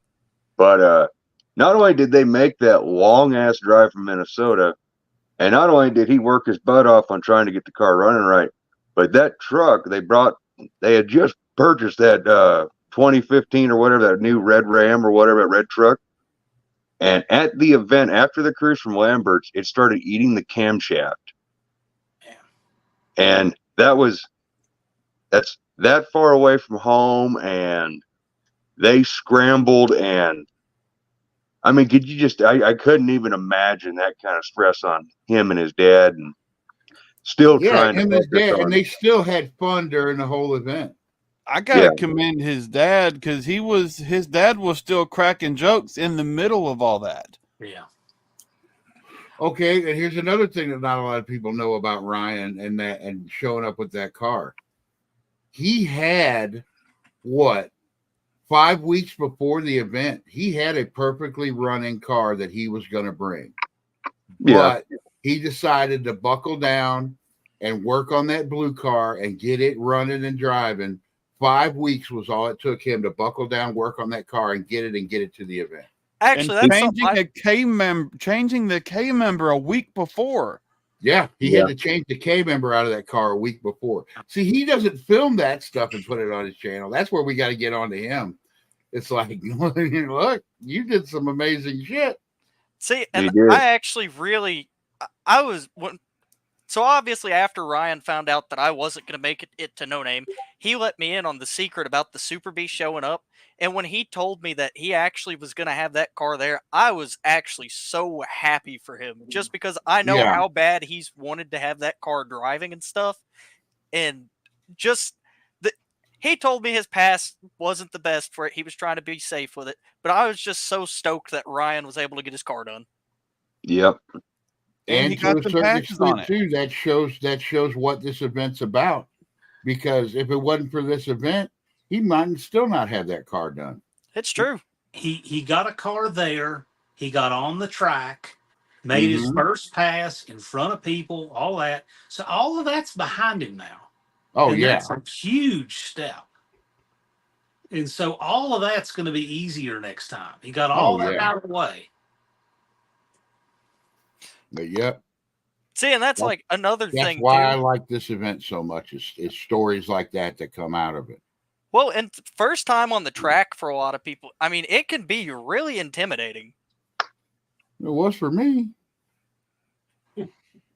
But you get it over with, and then I got it over with. Get back out there. And the thing is I've never heard anybody giving anyone a hard time for doing anything, like bad lights or stuff breaking or something not running right, everybody's always supportive. So these people that have gotten their first passes on the track right there in Sykeston, it's like, we got the monkey off our back, got the butterflies out of the stomach, and then they can just get out and do more of it and enjoy it. I think it's great. You know what else? That's another thing I want to do. I don't know if he's still in chat or not, but I want to thank Blake for lining me up, because I have been to so many races where there's new people and they roll through the beams and have to back up. And that was my one word. It's like, I don't want to be that guy. And he helped me out and made sure I didn't do that. And I really want to thank Blake for helping me out like that. Yeah, I really did appreciate having Blake line me up too, because that was like the first time I lined up at No Name Nationals with Jezebel. I asked Daniel to line me up because there's just something about it. And I will say that for anybody who wants to, maybe got nerves, that is the best thing to do, is have a familiar face line you up at the track. Yeah, somebody that you doing that for you than just some random person. Yeah, there's a comfort factor there. Yeah, I he just would have appreciate it. Told me to shift and told me to do other stuff, but yeah, that car was pulling hard in the middle. Where I was supposed to be in second gear, that car was happy. So I think it's going to be fun. Oh, John, Turbo Tom is asking, will you have your van there next year? Yeah, hopefully. I could have brought it this year, but I'm like, I hate working under the hood of a van enough that I just want to save it all up and do it all at one time. So I'll wait till I get back. It does suck. Yeah. Well, there's just certain things. I think everybody has certain things that they don't want to do. And they're like, I just want to do it once, get it over with, and it's done. I did an 8 3/4 for that van, though.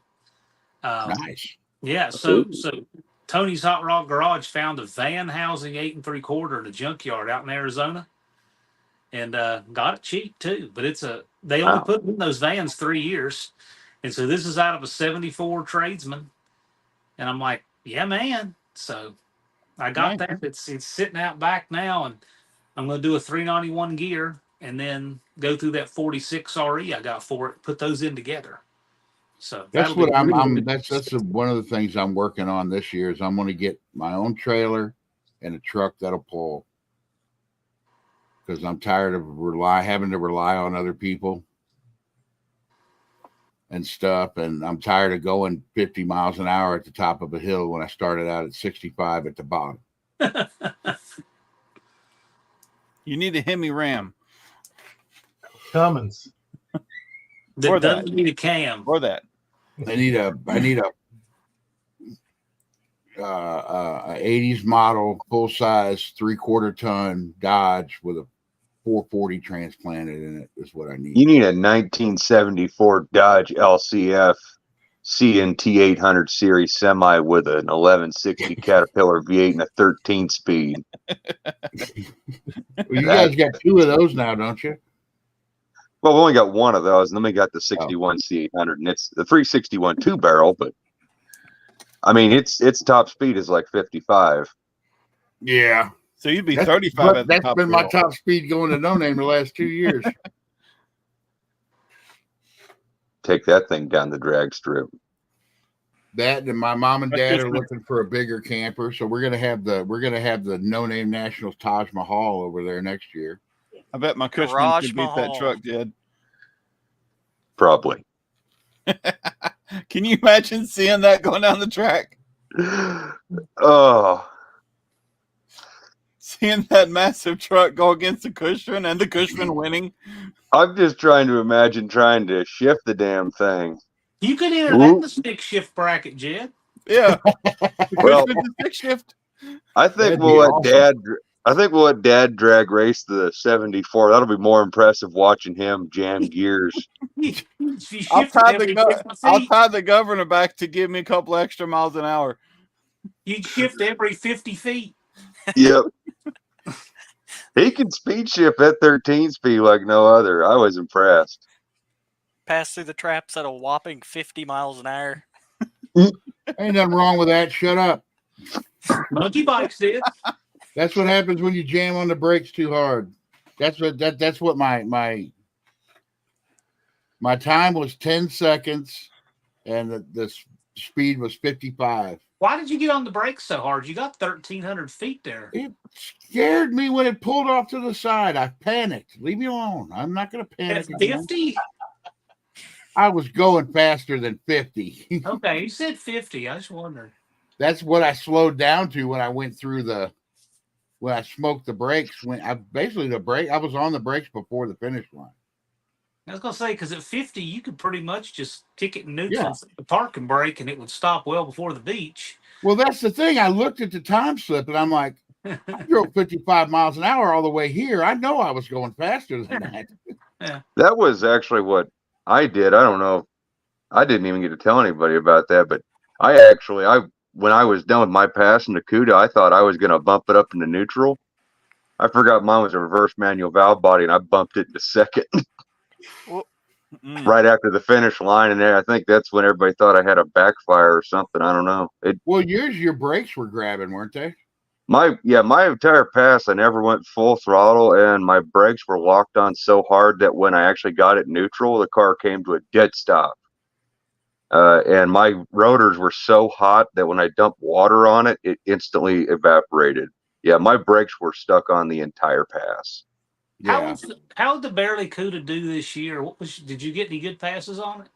I only got to make one pass, and but the one pass basically told me everything I needed to know about the car. It's good. I ain't got to do a dang thing. It just needs some massaging.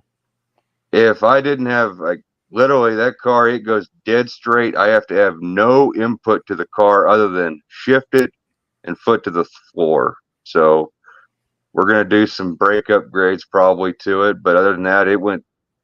Literally, I did no input on the steering and nothing else. The car does everything else. It's a purpose-built race car by someone else who knew what the hell they were doing. How does it do on tech? Because I've never been around when he's been teching that car. I'm just curious because, I mean, there's a lot of skeleton being cut out of that car. Yeah, but I mean, everything, the core structure of the car is actually really strong. It's been just strengthened up. The stuff that's been lightened are not important. The doors are not that structurally sound to the car when you have a 10-point roll cage.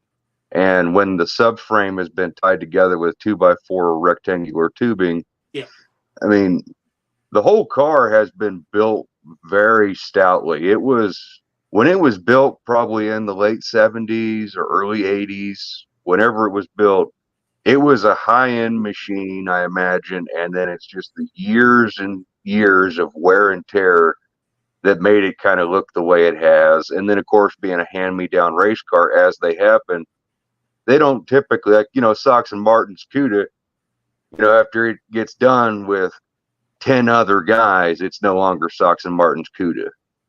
What did it run back in the day?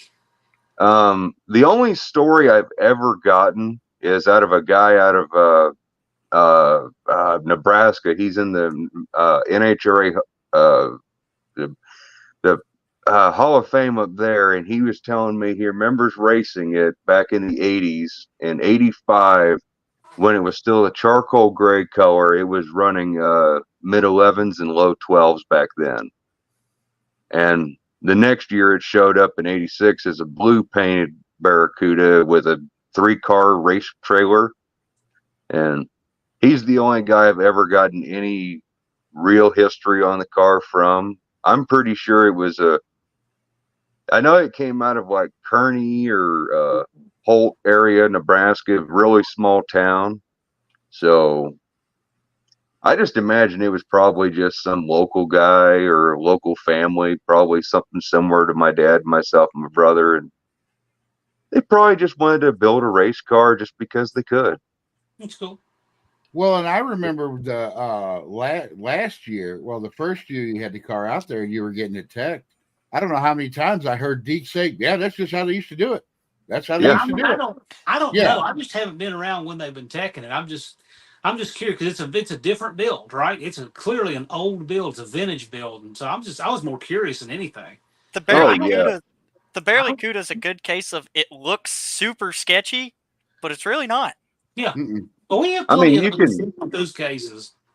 Like it's got a lot of brazing in the original cage is brazed together and it's brazed into the floor pan. And I mean, I went at it really hard trying to get rid of it and try and, re-weld it, but whoever did that work really knew what the hell they were doing. And then the guy who came in and re-gusseted the cage with his flux core welder, he really didn't know what he was doing, and he made all the welds look like crap. Gas welding was the original way that people welded cages, and Yeah. it's acceptable today, but nobody does it. They either MIG it for mild steel or TIG it for chromoly. But gas welding is okay for people who know how to do it. It's just kind of a lost art. Yeah, the cage and I got tired actually of answering questions about, the CUDA, about how it was put together, because I got tired of everybody just looking at the cage and instantly calling it dangerous and junk. And in reality, I know how thick that wall tubing is. It's not like water pipe. That's real roll cage tubing, just like what's in Jezebel.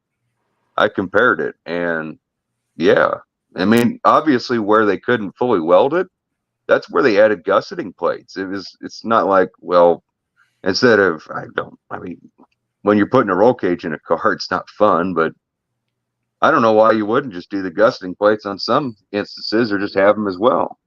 Well, and like you got a lot of people that if they see something a little bit different, they automatically jump to, oh, that can't be safe, blah, blah, blah. Well, Deke said it was safe. I don't know who else, what other person is going to, you know what I mean? Yeah. Oh, and a great example, Brian, you just made me remember the roll cage. That's like one thing. Everybody always talks about that really high door bar. Yeah, that's the only thing I was ever worried about. But if you look, anybody who ever watches this, if you go on Google and you search up Paul Rossi's 68 Hemi Barracuda, because he had one, the Norm Carson car as well, aren't they the same, Mr. Hobbs? Yes, they are. Yeah, they have the exact same, I swear, same roll cage as my car. Whoever built it was either the same guy or it was a similar built cage. Because you can look at that picture of his door bar and it's the exact same angle, way up high. And yeah. Just because it's different doesn't mean it's wrong. Yeah. No, I mean, it follows the rules, and it obviously does. There's nothing wrong with the cage, in my opinion. I trust it. Door bar heights are anything but standard. You can go down through the pits and see a lot of variance on them. I was just curious. I had never. I don't get to look at individual cars nearly as much as most people would think I do.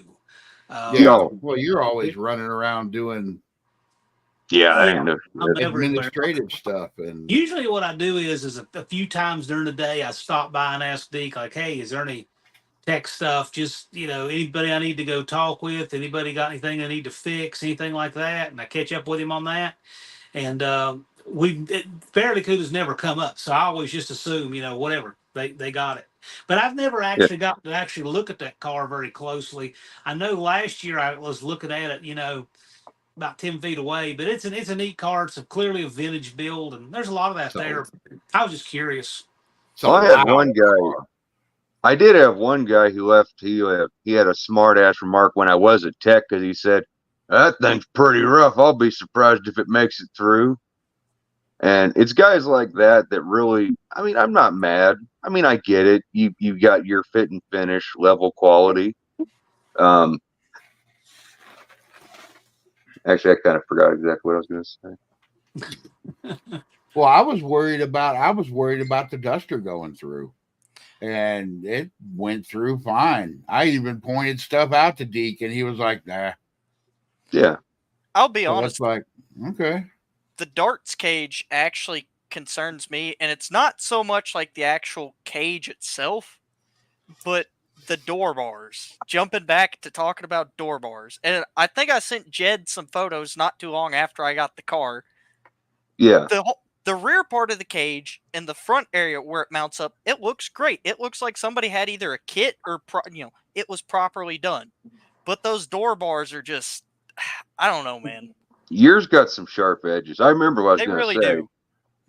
I remember what I was going to say. The only thing that I will say for anybody who says my car looks really fucking sketchy is, underneath, if you take like, I've seen some real race cars, say like Daniel's car Venom, which has like fiberglass doors and stuff, and even cars that have steel doors, much like my own. When they have like that aluminum sheet metal panel on there, when you take that off, you know what's behind that typically? Door Exactly skin, what just you like got on your car. exactly like mine. If I put a fake door panel on my car, nobody would ever say a thing about it ever again as far as how it looks. And it wouldn't weigh anything more. And I know the car used to have all that in it. Duct tape. I'll throw a fun one up to get to talking about here. All right, another lost art on things: acid dipping. Yeah. A car that's acid dipped, it looks like it's structurally safe, but if you actually get to mess around with the metal on a lot of those, how flexible everything is, it's crazy. Yeah. There are some things that scare us more about cars and tech and the drivers than others. I mean, there's a lot of things that don't concern us nearly as much on a 720 car or a 620 car as a 520 car. Mm-hmm. Because you can say, well, there's 1 second difference between 720 and 620, and there's 1 second between 620 and 520, but that's not how it works. It's an exponential effect. There's Yeah. a whole lot more difference between 620 and 520 than 620 and 720.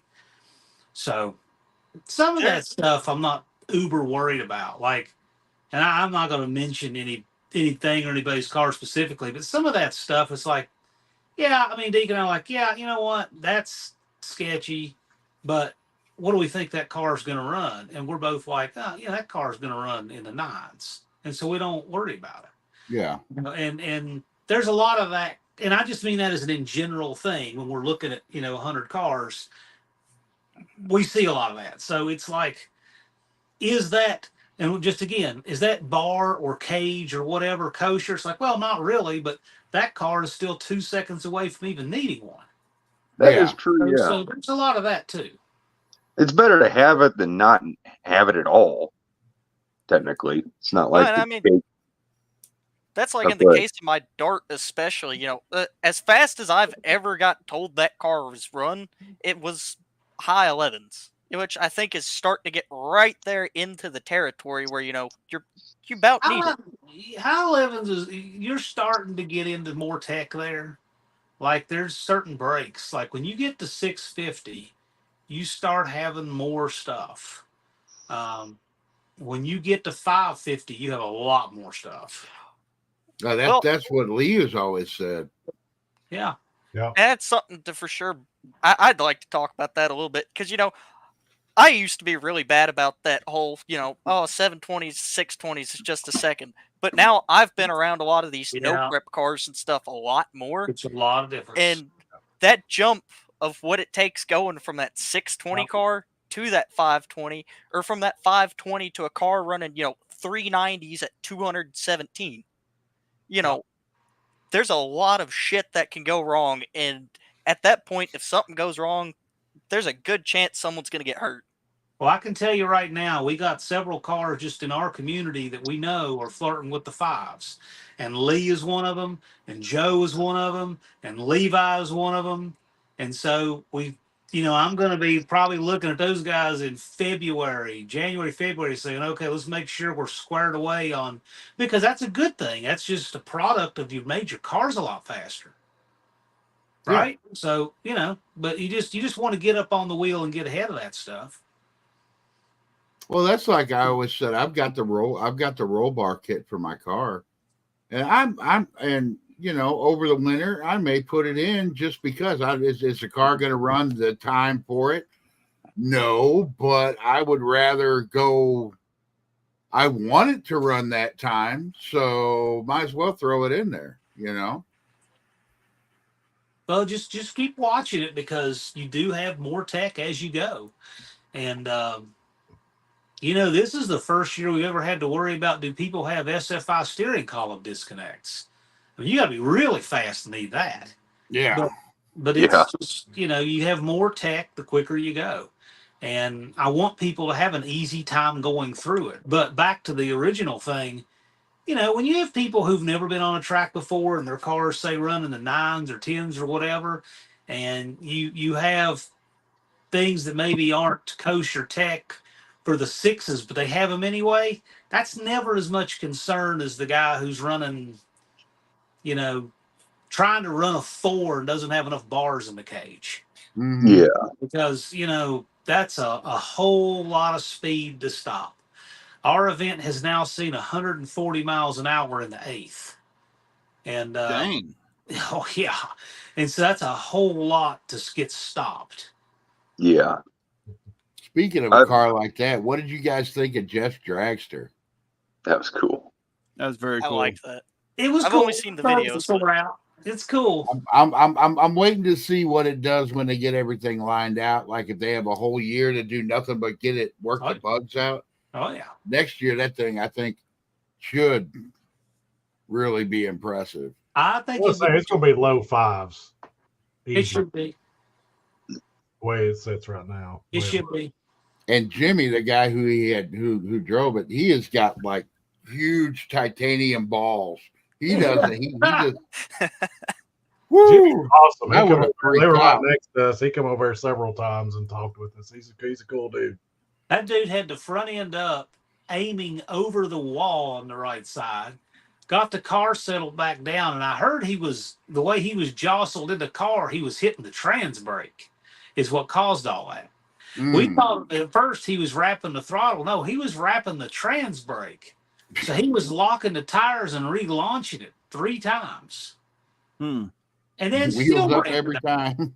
And it bent the right front wheel. It's a spoke wheel. It's a true spoke wheel, right? And they managed to get the right front out of true a little bit. So they're going to have to, do run out on it and tighten the spokes and sequence and do all that stuff to get the right front wheel right again. It didn't hurt the chassis, though. I didn't realize the chassis on those flexed like that. I was watching my video of him going down, and that chassis was flexing. I never realized they flexed like that. Top Fuelers do the same thing. Watch them; they're even worse. They're 300-inch wheelbase. Oh, Top Fuel can be scary to watch. Yeah, that's basically like this. Isn't that flex kind of like the suspension of the car? If it didn't flex, it would break. Yeah. No.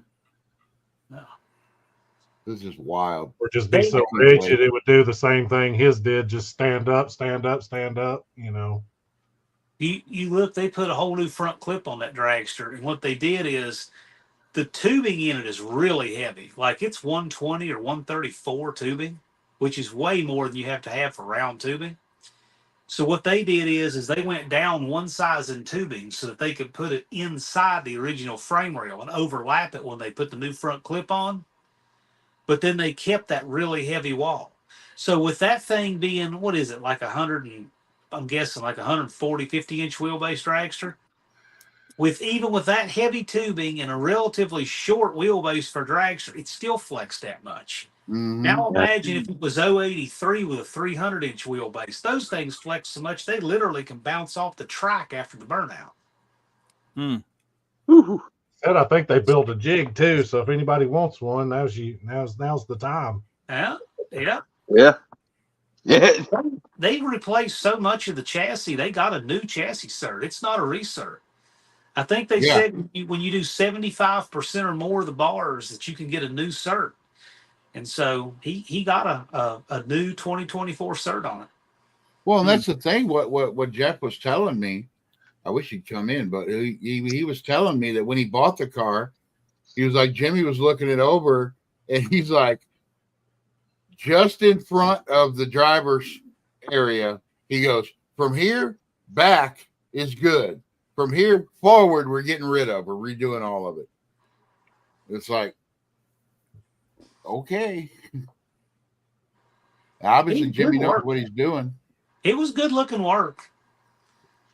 It's just a shame they were having problems with the converter. They had a converter for nitromethane, and it was just way too tight for what they were doing because who knows how many 1,000 pound-feet of torque that thing is designed for. And yeah, it just He had a mismatch of stuff going into the combination that was hurting him, but I expect they're going to get all that lined out this year, and it'll be flying. That's one Oh of the yeah. things I worry about with my setup in the Duster is it is kind of a mismatch of different stuff. I mean, Jed got the car, and that's the engine that came in his Duster originally. He didn't know anything about it. I don't know anything about it. I went ahead and threw a tunnel ram on it. Yeah, I kind of want to. I kind of want to go through and change some stuff over the winter. I mean, all we have To is make it stories twi- from. Yeah, All we have is stories from Chris, the guy I got the Duster from, and the little bit of racing he did in California on him. But it's, yeah, we don't know. I just gotta try to keep from going too deep now. I just like, okay, these certain things I want to change and certain things I want to know about, but I don't want to go into building a whole new motor, you know?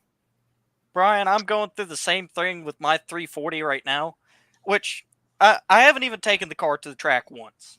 You know, like I said, I mean, I need to get that rear suspension fixed before anything, but I don't know. At this moment, I feel like I'm kind of underwhelmed with the car because it's running on 112 race gas, and, you know, we're figuring it's maybe a mid sevens car at best. And I know to some people that's like, oh, that's not bad, but at the same time, I knew a 340 stick Duster that it was running mid sevens. It was pump gas and full interior. Meanwhile, I'm over here, the thing's gutted and everything.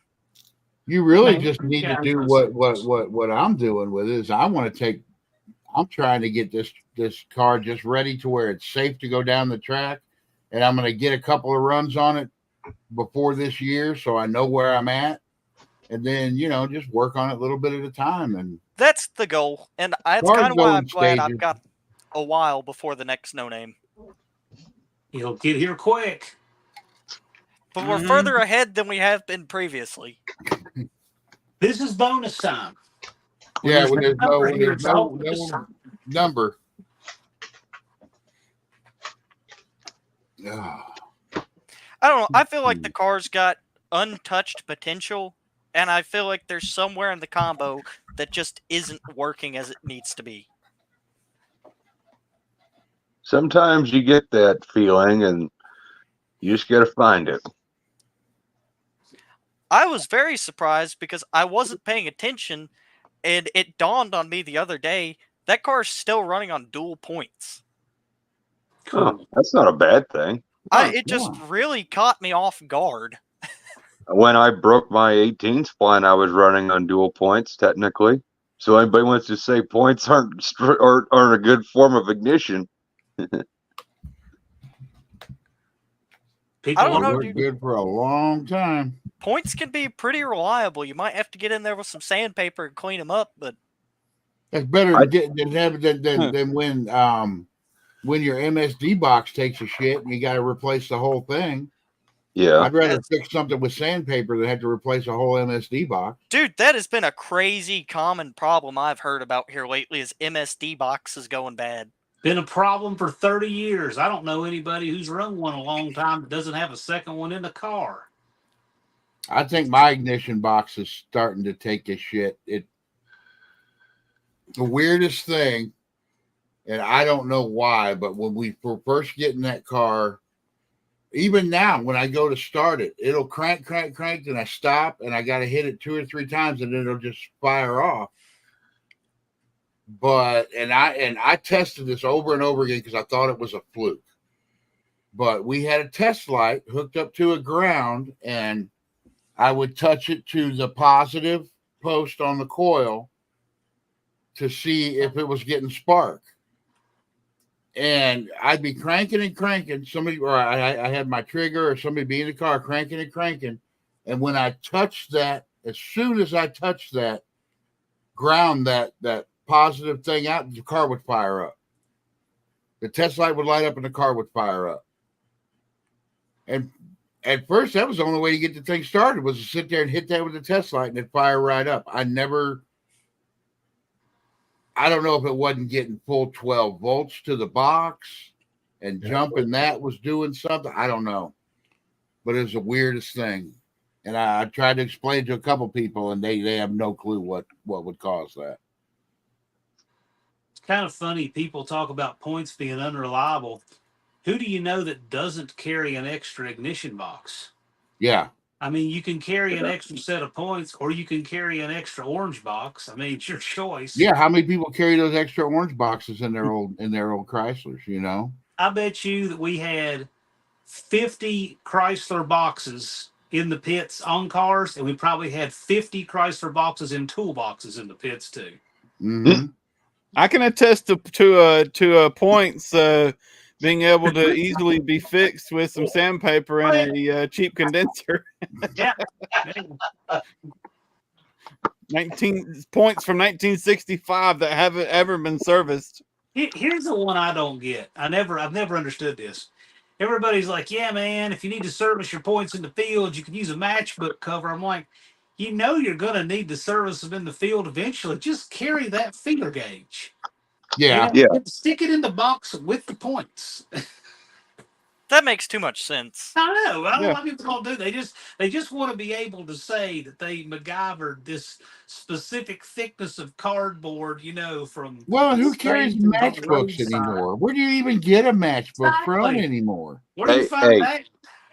Hey, we were at an antique store one time, and Dad bought one of those. It was like one of those 2-gallon glass jugs full of them for like $5. Dude, And they're all It's cool. they're kind of cool. It's kind of fun to go through all the old ones, and they're all still like new. That's I amazing. remember we started digging through bin not too long after we had got that car, and that was one of the first things we found under the seat. Well, it used to be everywhere. That used to be a form of advertising. Oh yeah. Yeah. You know, I actually found a but matchbook in now, the dirt when I got it. You guys want to know another form of advertising that my buddy found in his 65 satellite that we featured on my channel? is it going to trigger the weird hour? Let's hear it. So this is my good friend Bobby. This is actually the guy that when I first saw Jezebel was in his front yard. And it may have been that day actually. But I remember when he was cleaning out his 65 satellite, he had found a bunch of these little brass discs. And they're about the size, think of like those $50 chocolate coins or those 50-cent chocolate coins. And I remember Bobby giving it to me and I going, I don't really want any chocolate. And he goes, you know what's inside of that? And I said, I don't know, piece of chocolate. He said, no, that's condom. I knew it. I still got that thing. I've never opened it. I'm scared to death to open it, but yeah, it's a little tin brass case and it's got a rubber in it. So the moral of the story is, if you're blind, never take a peppermint patty from a stranger. Exactly. Don't take it for granted because you don't know. Oh, Yeah, that's Dennis commented there. I'd like to see Dennis get into another car. Yeah. I like how Brian instinctively knew that the weird hour had a hair trigger there. certain after a while doing this, when certain people say certain things, it's like, yep, here we go. Well, it's not that weird. See, no weird it's not hour. that weird. Not that weird, but on some other people's lives, they might think it was shocking. I knew where that was going, like GPS. So Jed with the heat-seeking missile for the weird hour. Oh, damn. I'm gonna have to go back through all the lives and see who has triggered more weird hours than anybody. I'm on Jed.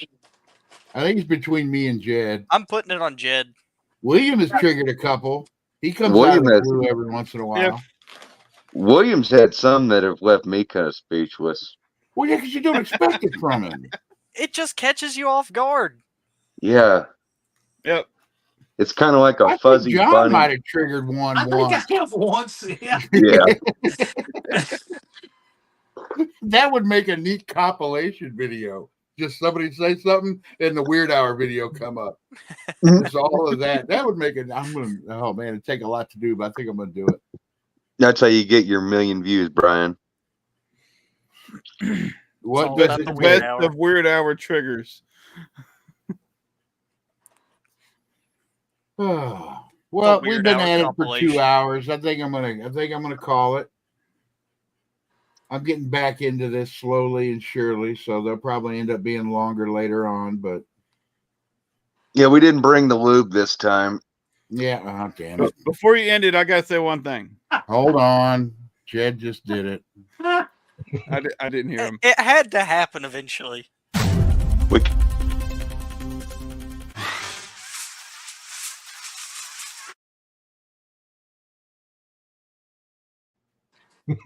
Yeah. we can't go in and dry all night, guys. Come on now. I gotta say one thing, Jed. Yes, William. If I get the Red Rocket done and ready to go down the track, I wanna put the Red Rocket up against Hookers and Blow. Oh, okay. Thank God. Oh, I thought. Still, Oh, that sentence taken out of context. Riding the Red Rocket against Hookers and Blow. That Yeah. whole sentence taken out of context would. I thought he was Don't gonna click ask me. that, people. I thought he was gonna fucking ask me to ride his Red Rocket. If God, you that's want, all you I can. was going with. Come I'll on, give Jed. I'll give everybody a ride on my Red Rocket next year. Well, I'm anyway, good. So yeah, we're gonna end this this train now. derailment's been a blast. Yeah. Have a good night. Nightmares. Thanks everybody for coming out. I'm glad you showed up. I'm gonna be doing more. I'm coming back from my my hiatus, my YouTube hiatus. So we'll see y'all later. Boyster. We'll see you. Been fun. Yep. Later.